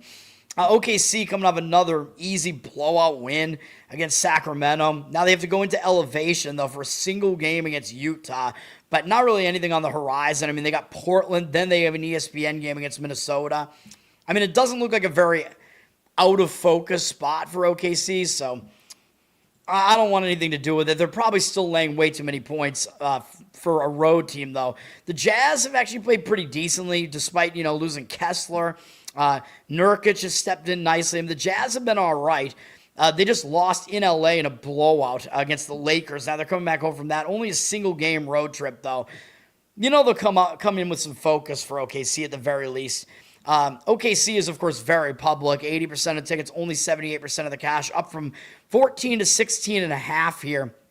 I do think it's too many points. So if I was going to play it, I would fade the public there.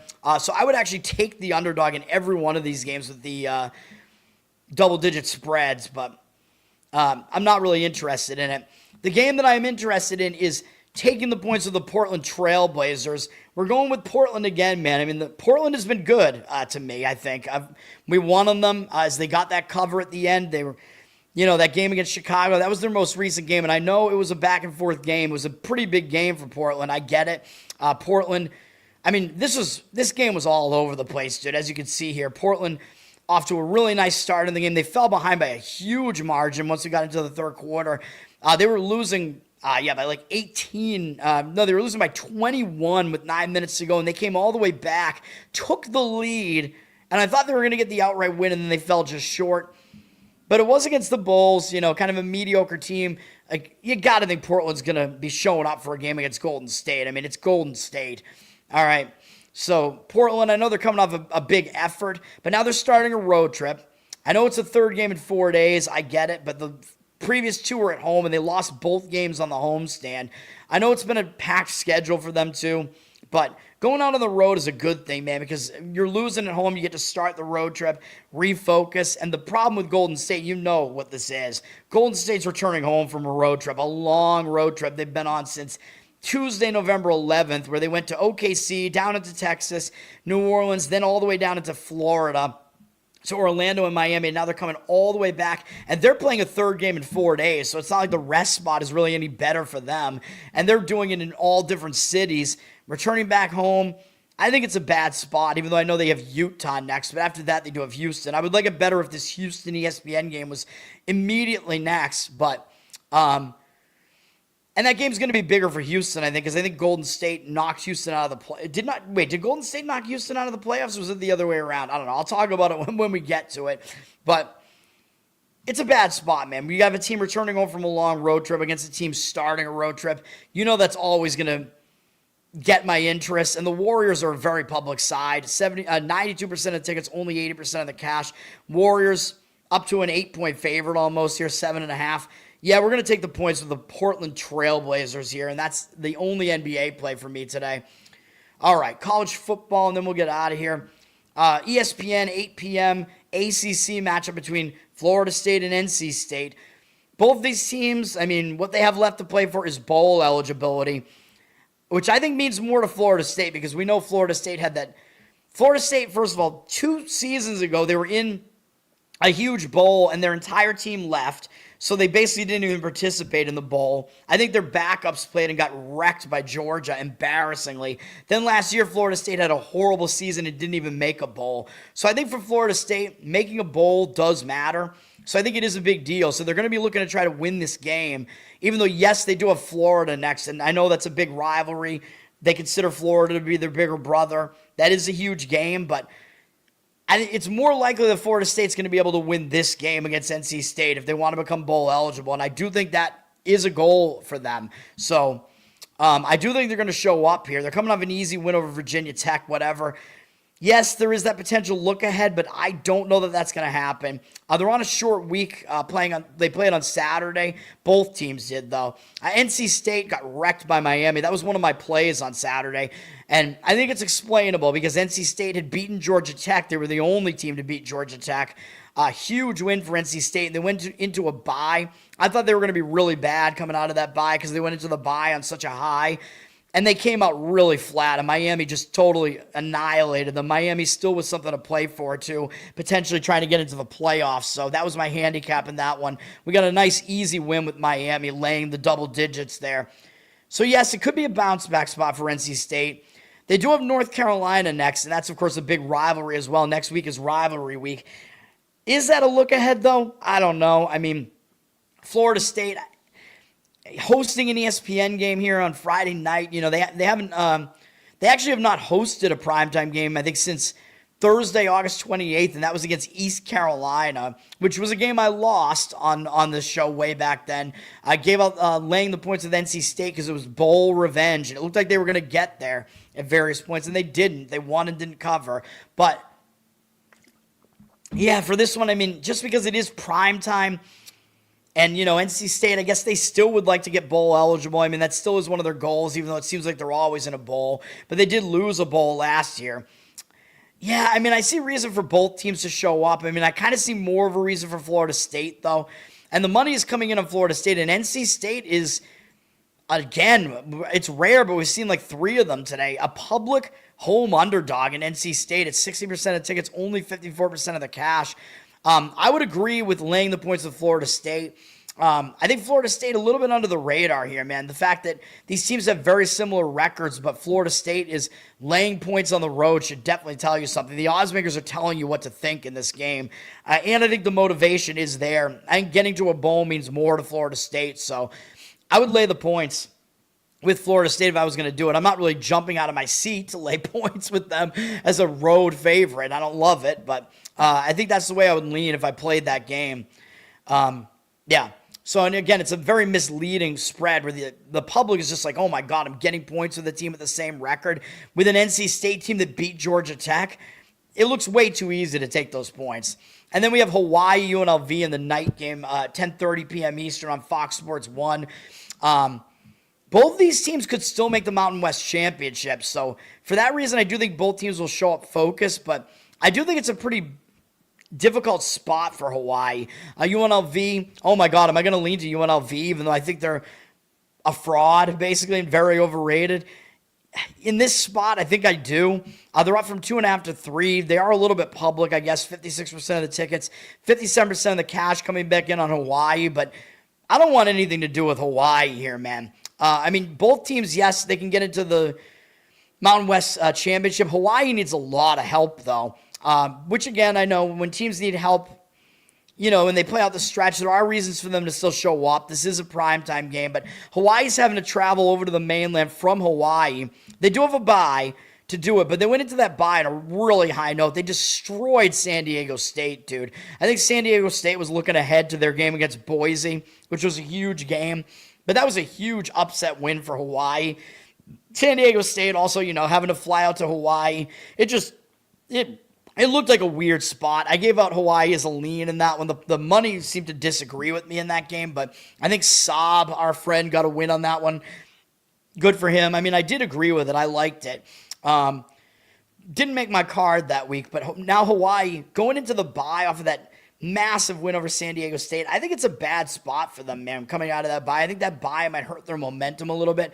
I know UNLV doesn't have as much rest because they played on Saturday and played double overtime. So I do worry about the rest scenario for UNLV. They did win against Utah State.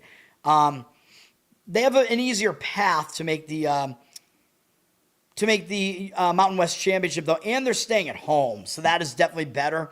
For UNLV, that game last week was at home, and so was this game. So, and it's their final home game, so it's senior night for UNLV. So you know that means a little bit more, and you're hosting it in primetime. So I do expect motivation from UNLV here. And, of course, I mean, they could potentially make this Mountain West Championship, man. So, I mean, San Diego State's probably going to be in it because they're one loss in conference. They have the inside track. Fresno is really not that good. So, I don't know, man. I see Fresno potentially maybe getting bounced out of that. And then, you know, I still think UNLV, Boise, I still think is there. I mean, Boise can definitely still get into it. So I do think Boise, although Boise lost their quarterback, I know. I don't know, man. And I'm just not that impressed with New Mexico and Fresno. So, and UNLV, I mean, yeah, I call them fraudulent all the time. I still think they're okay, but whatever. In this spot, yeah, I think UNLV would be my lean in the game, but it's not a strong opinion. And that's it for today, man. 2-hour show. First game is kicking off in a half hour. Let's get it done. Let's get some wins. College basketball, we have Yale minus the points, Wisconsin plus the points, App State minus the points, Canisius minus the points, Texas A&M minus the points, San Jose State minus the points. I know it's a lot of favorites, but that's just the way that it turned out. And then in the NBA, there's an underdog for you. Portland, and in the Portland plus the points, and then NHL split bet Bruins. Make your own puck line there with the Bruins. That's going to do it. Learn to Toad on Twitter, Learn to Toad on Instagram. Like, subscribe to the channel here. It all helps me out. Listen on audio. Give me a good review on Spotify, Apple. That all helps me out. Covered in Uke, my Uke channel on YouTube, and patreon.com/LearnToToad. And you can get bonus Uke content, a Spotify feed, and requests, which I know I got to pay more attention to it. I apologize to the supporters. Thank you, Charles. I do appreciate it. But that's going to do it for now. I'll be back tonight at the very least with the college football show for the final full weekend of college football. full Saturday because next week's rivalry week. So I might still do a Friday night show for rivalry week, but it's less intense. There are fewer games that week. So that's going to do it. Thanks, guys, for hanging out, and I'll be back tonight, I guess. Peace for now.